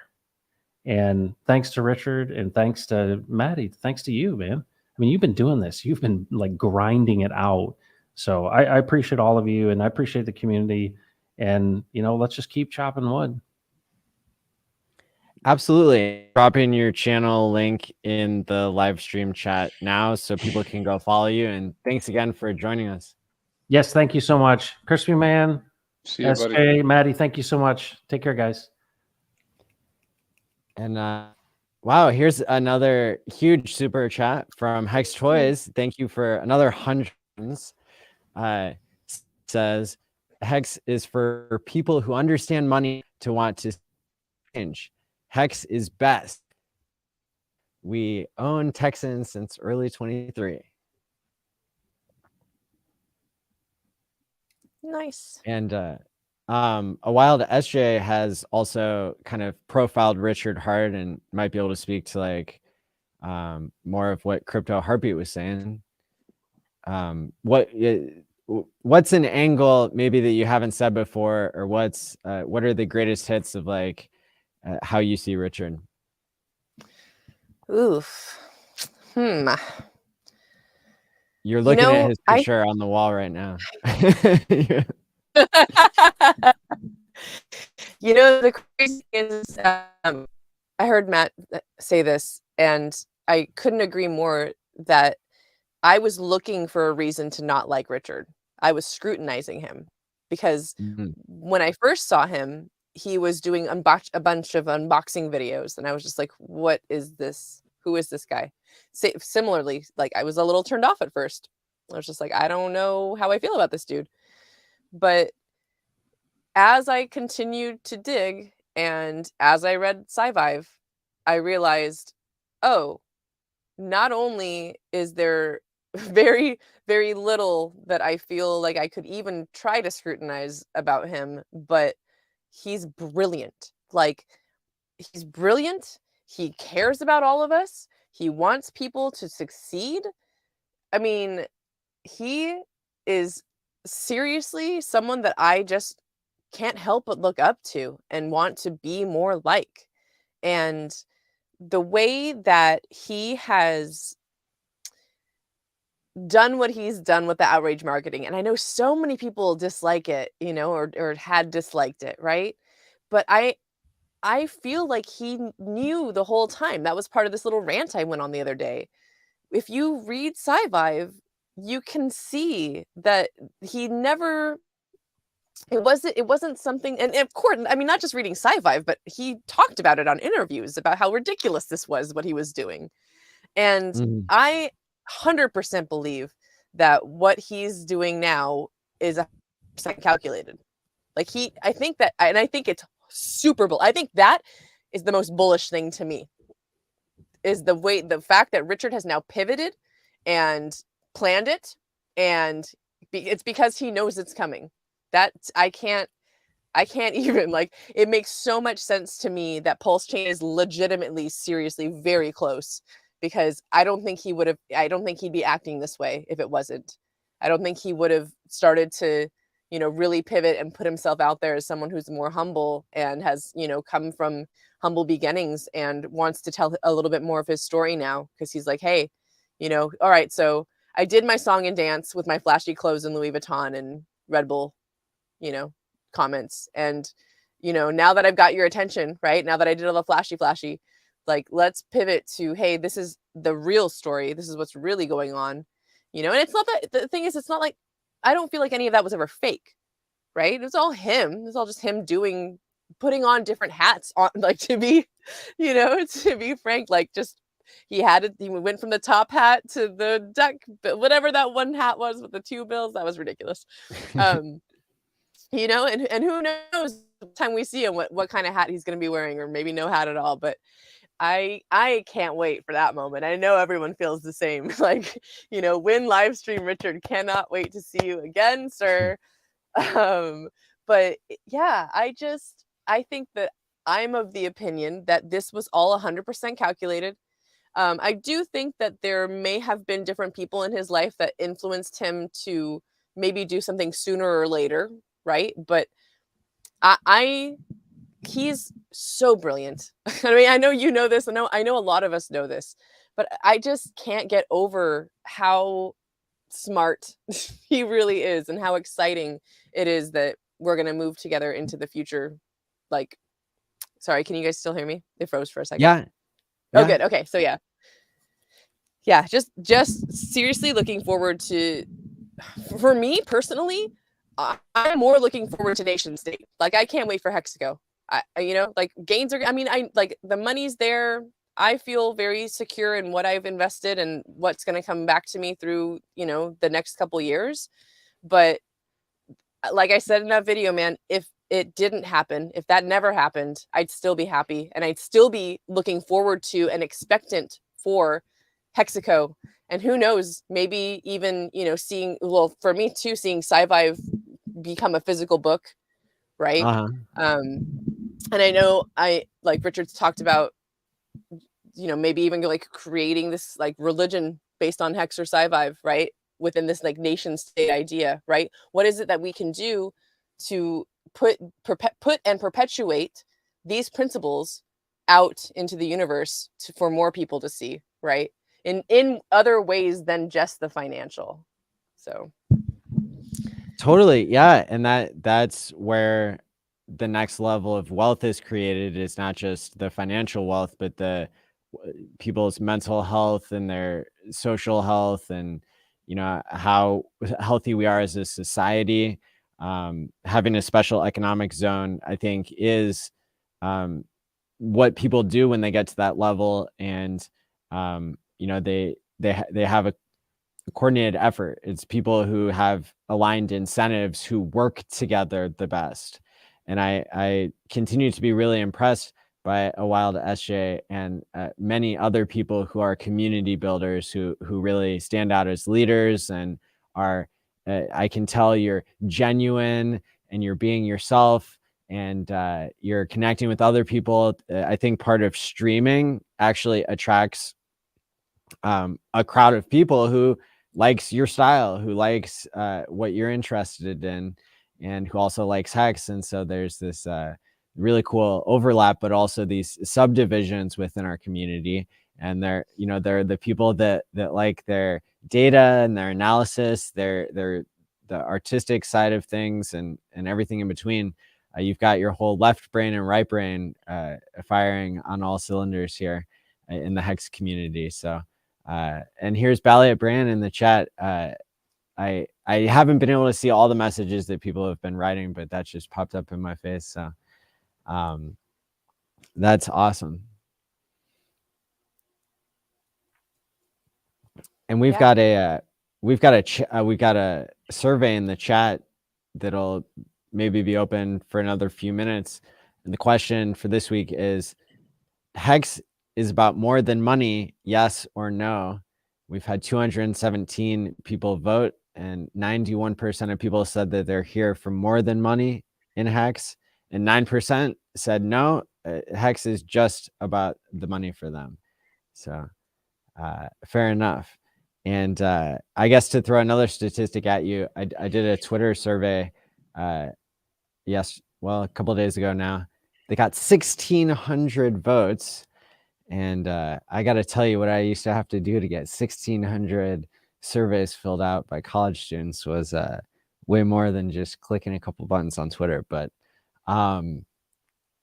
it was 95% of people said that they thought HEX would do a 50x before Bitcoin does a 50x. And that's coming from this, this latest meme that Bitcoin is going to go to $1 million. It's going to go to $1 million in 90 days. I don't know if it'll go there in 90 days. That's why I worded the question that, which one will happen first. And HEX doing a 50x from that point is only a $4 HEX. So that's kind of cool. That the $4 HEX is the same amount of gains that Bitcoin would be at $1 million. And 95% of people, and this was biased, of course, because it was people who follow me on Twitter, or people who saw it from there. But 95% of people think that HEX can do a 50x first. And then one person in the comments wrote that they fat fingered it and that they voted for Bitcoin, but they really thought it would be HEX. So I thought that was funny too. So now I know that ChrispyMan has something to show us, but the conversation can really go wherever you guys want it to. I wanted to bring up one last thing real quick that we didn't even touch on, and especially with you being here, Maddie. Longevity. Yeah. I mean, like that's another huge bonus. I was just telling someone, I think earlier today, I was like, man, all of the benefits of being in this ecosystem, right? I had never even heard the word longevity before I got into HEX. I had no idea what it was. No clue. And I know that that's a huge passion of Richard's as well. I think that's part of his state and sci-vive idea, right? Like that's kind of all all of that goes together. Longevity, sci-vival, like that's what he wants to see perpetuated in the world. That's where he volunteered his time, So I'm looking forward to after all the haters, right? Like after there's the trail of the dead of all the haters, like with HEX in general, right? Or PulseChain, right? With the crypto. Seeing the next evolution of what Richard's going to do in terms of, moving us forward as a species, basically, right? And putting more time and effort and money, of his own into longevity studies and encouraging us to do the same. So that's all. That was just one little thing I just had. I was like, I have to touch on that being here. Like, Yeah. it's phenomenal that I feel like, oh, I might live to at least 120 easily. Like, it's so great. Your stream with Aubrey the other day was fantastic. Oh, the other day it wasn't me that did the stream, but it was Max. RH Max. That's right. And so I wanted to Or bring are that you up doing another as one? so I wanted to bring up that we've seen Aubrey de Grey, who he split off from the Sense Foundation and Right. took half of the money with him, which seemed really fair. So that's being put to work at his new foundation, Longevity Escape Velocity Foundation. And he came out to the online Hexaco, and he did a stream this past week with RH Max, and you could definitely check that one out. And then he also did a second stream in the past week with Corey Costa. That's who it was. Yeah. Corey. For some reason I had you there, but yeah, I haven't seen that one yet. I need to watch that one. Yeah. And I've been lucky enough to have Aubrey on three conferences now, and then one Tuesday night. So people have definitely seen him on my channel too. So definitely something to check out. And I know a lot of people are interested. Like, for example, there's a person on chain that I call the Pulse Longevity Whale, because this is somebody who is in like the top 3 addresses for sacrificing on PulseChain, and saved Aubrey's efforts basically when it got caught up in a lawsuit. And this person donated $100,000 overnight to Aubrey's legal fund, and that allowed these millions, well, $27 million to get put back to work much quicker. Once the judge saw that the Pulse Longevity Whale had made his move, it was like this, it didn't get drug out in court for years and years after that. It was like a clear victory. And so shout out to the Pulse Longevity Whale, whoever you are, who's out there watching whenever we're talking about longevity as well. So very, very cool.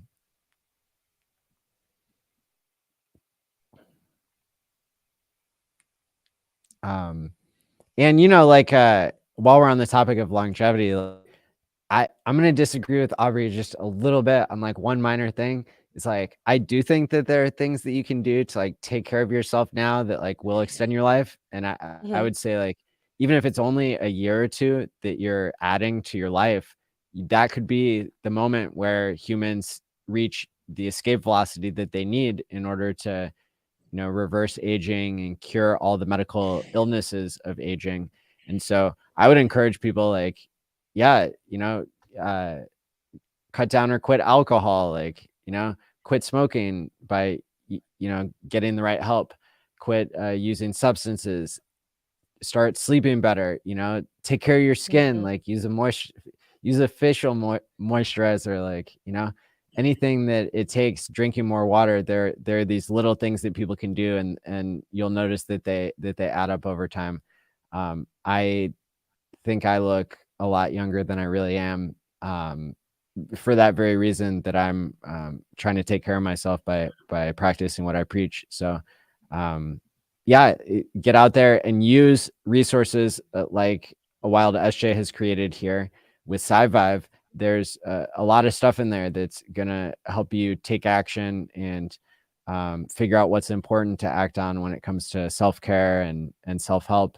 And if if you want to listen to the audiobook, you can do that. If you want to read, you can do that. Whatever it takes. Yeah, I completely agree. I wanted to say too that, I lost it. It's something to do with longevity and us as Hexicans. Taking care of yourself, like living longer, even if it's a couple of years. Oh, I remember now. So one of the big things that I hear different longevity experts speak about is that stress, and Maddie, this was kind of speaking to what you're saying about you don't look your age, right? Neither do I. And I think a lot of that has to do with the fact that I have lived in how, like, just my personality. I've not been a very stressed out person. I let things slide, like I don't get stressed very often. I'm not very anxious about things. And I keep hearing over and over that that's one of the number one contributing factors to your aging is stress. So in our ecosystem, right, not being traders, holding long term, right, there is a lot less stress within our ecosystem because of that. So it's just beautiful to see the way longevity, plays into it.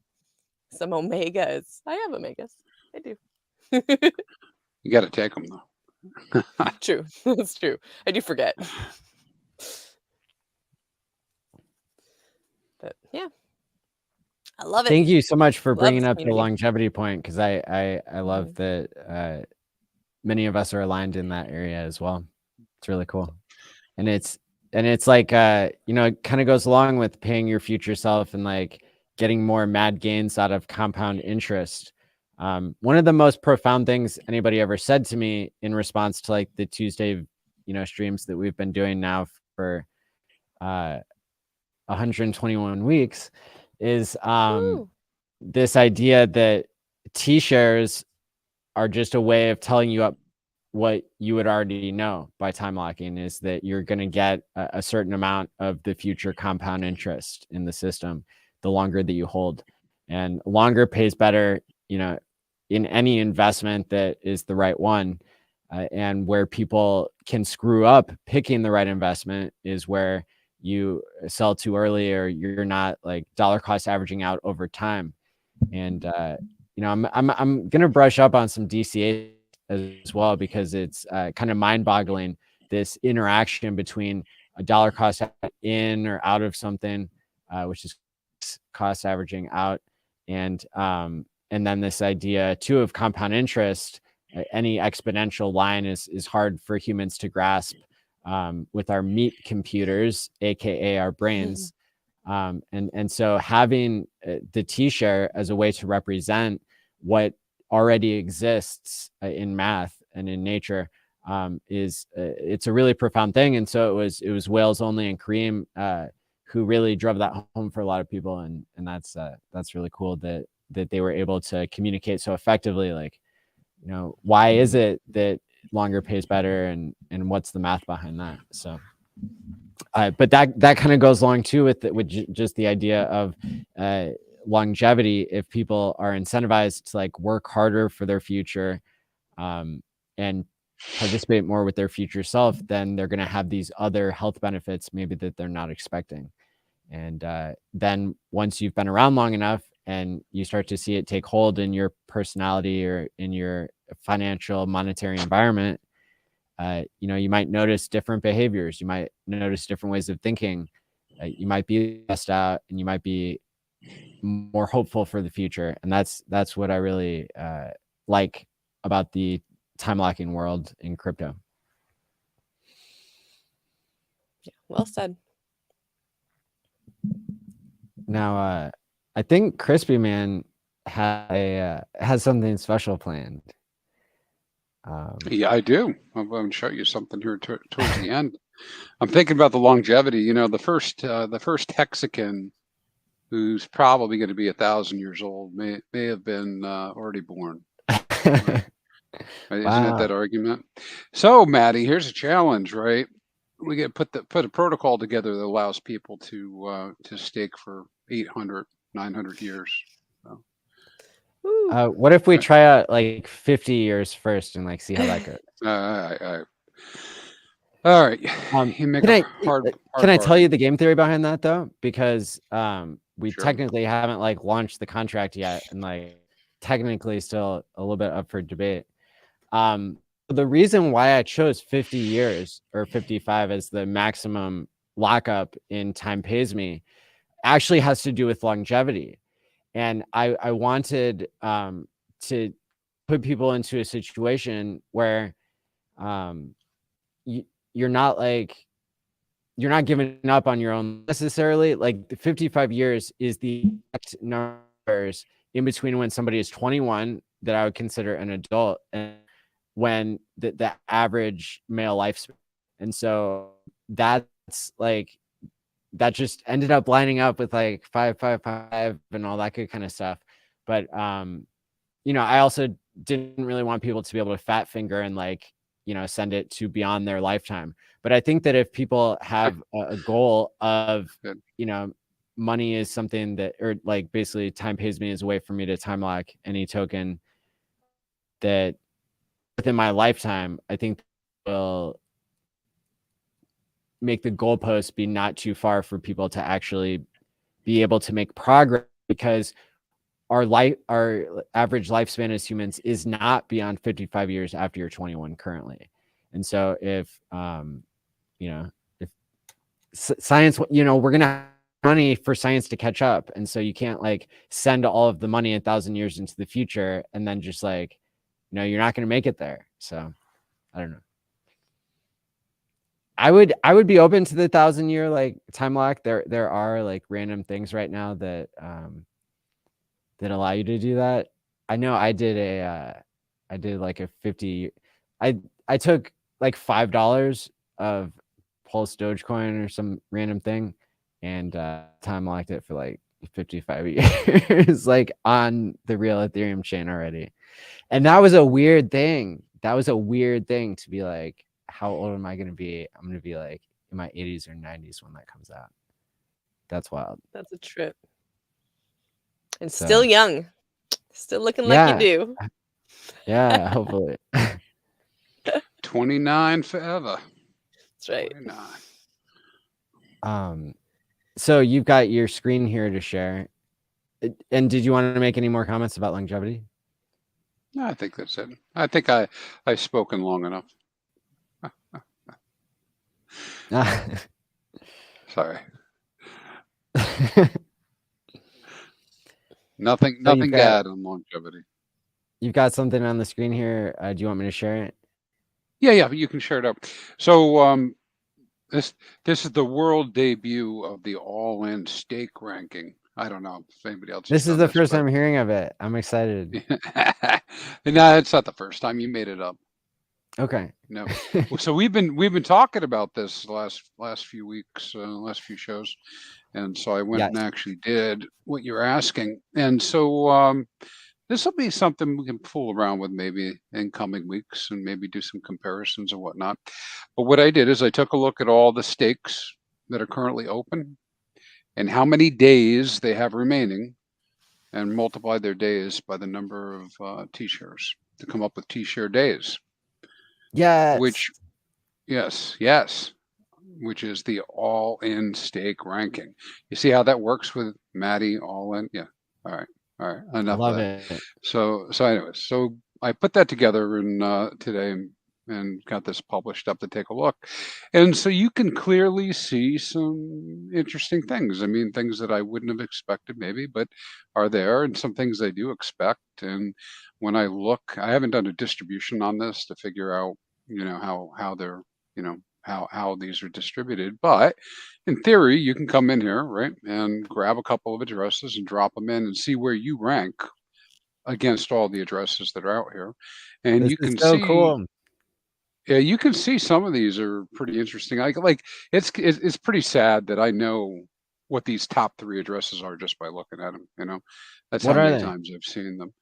2 are Godwell, and then Bay 8 is one of the ones we saw when we did the animated rise of the TShare stakers, and we saw that address come up late.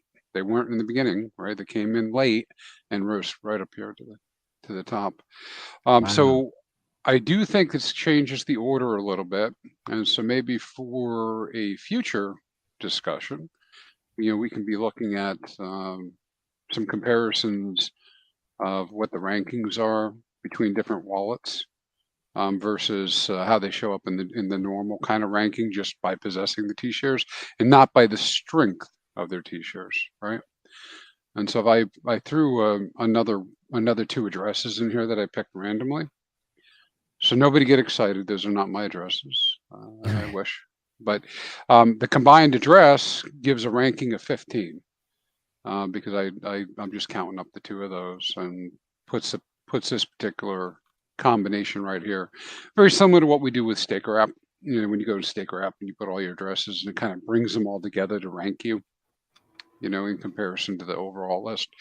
So this ought to be some fun, you know, to maybe draw some conclusions. Because somebody could be, you know, crab number 50 and somebody could be crab number 300, but the person who's crab number 300 could actually have the higher rank here on the all-in stake ranking because they're time locked for 15 years and crab number 50 is time locked for 1 year.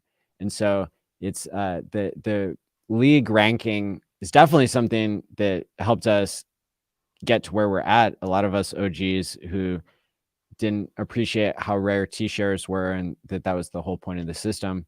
So that's beautiful. But to have this now extra dimension of saying, how long are you going to hold the TShares that you already have?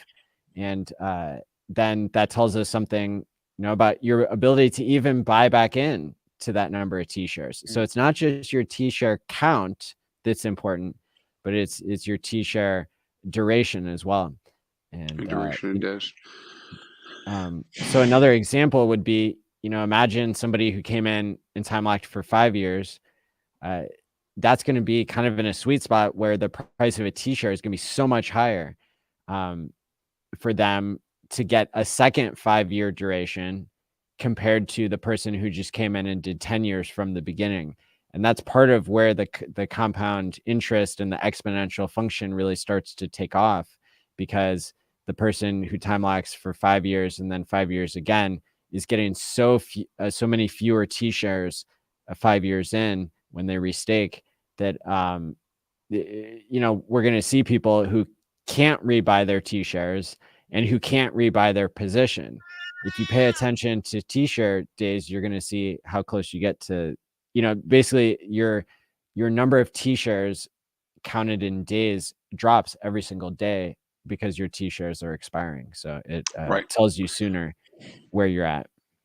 Yeah, I think there's some cool analytics we might be able to build into this, you know, to try to figure out the relative strength of your position.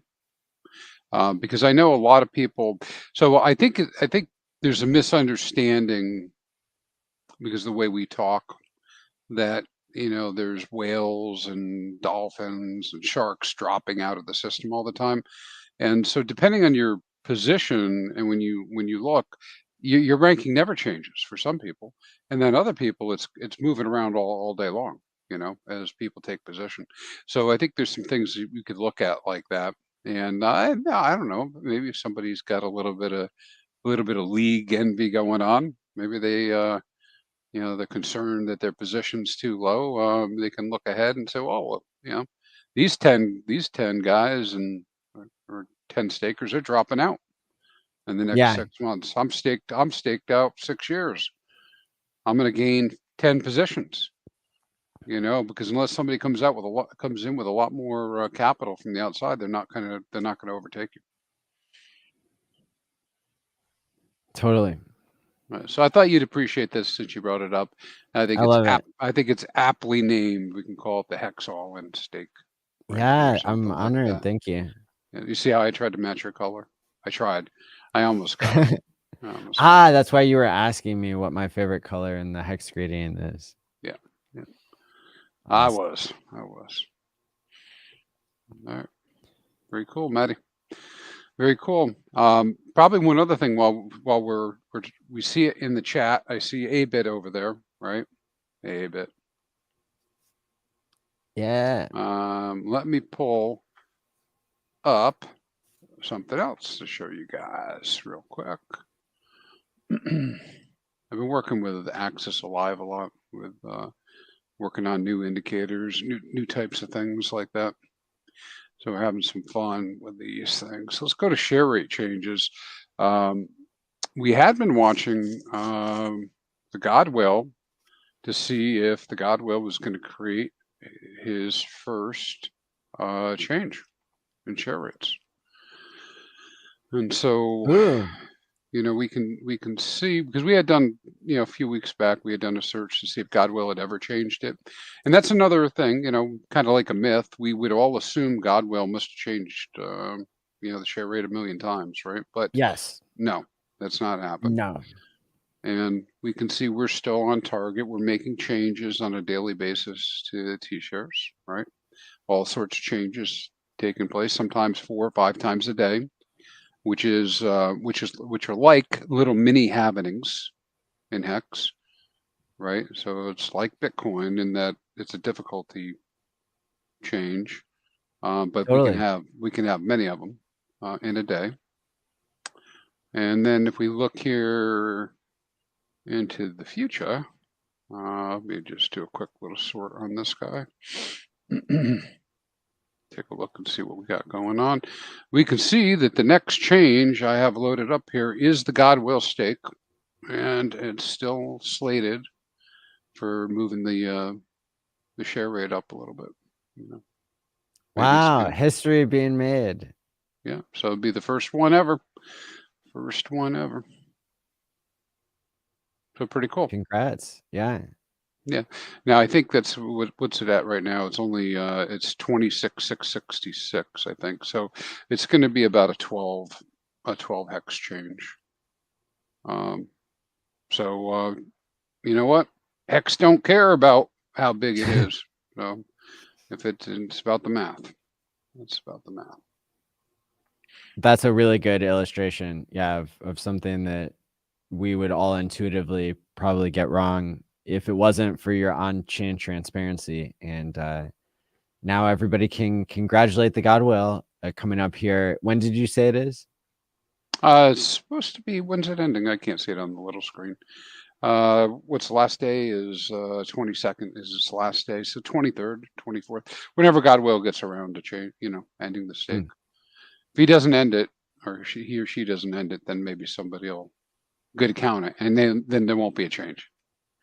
And what'll happen is the next stake that comes up that's going to have a new share rate higher will just be the one that doesn't.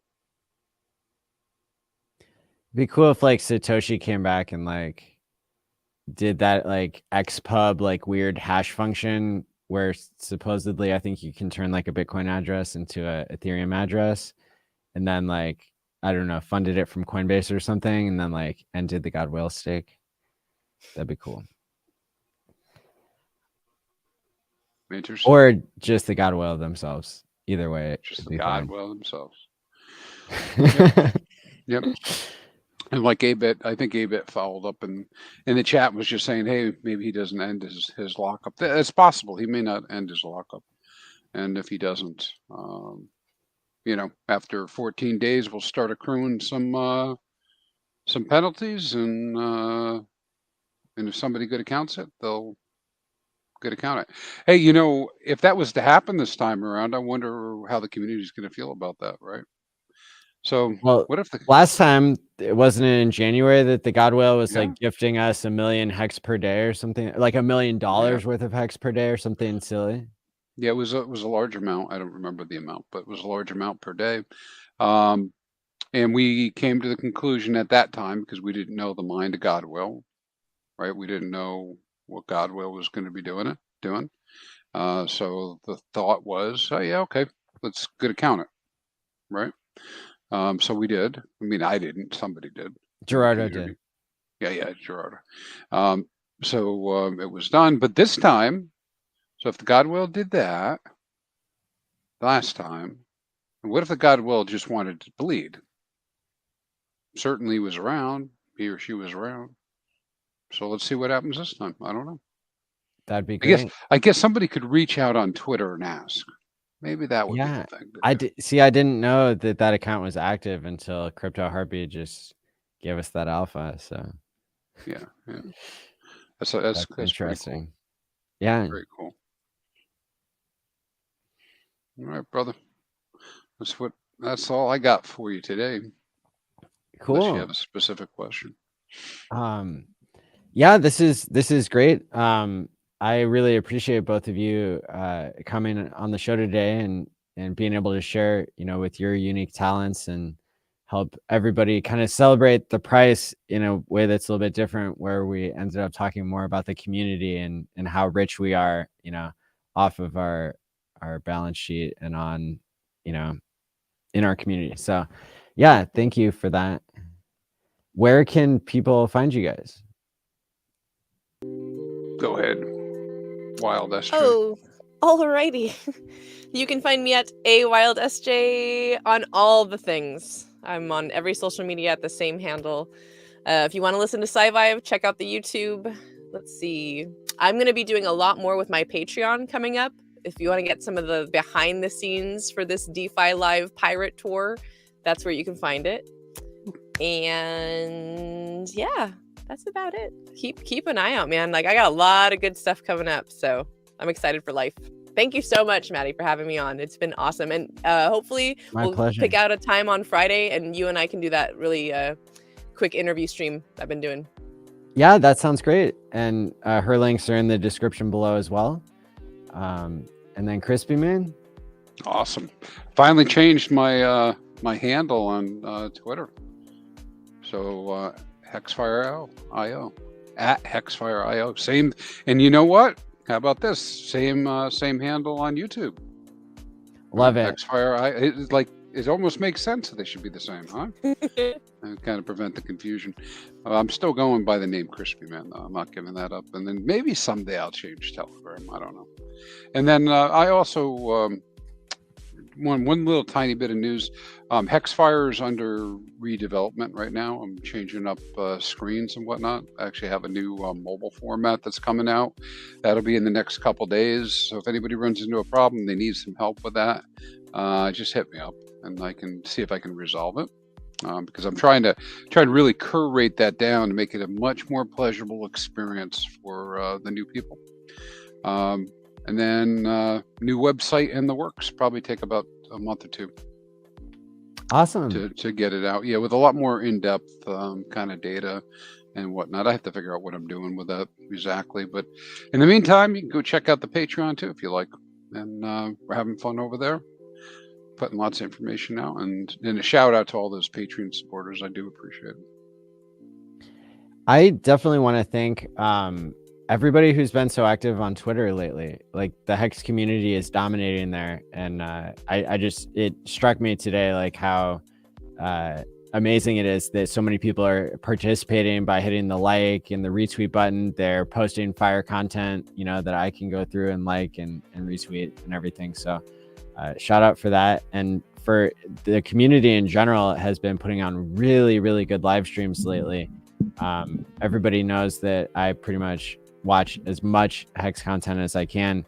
There was a really good one with Funding Jim recently. He had a bunch of special guests on, and that was in the past couple of days. And then Silver the Antidote had a really good stream with Johnny Chaos as well. And I'll just end the stream by pointing out that I didn't intend for this to happen, but it just so happened that Abit and I worked together on this thumbnail, and we both appreciated each other's opportunity to cross promote. And so I've got his link to his Twitter in the description below, because I appreciate him doing the cover today. So that being said, I love it. Yeah. With that being said, stake, publish, and mine wisely, my friends, and peace out. Peace out.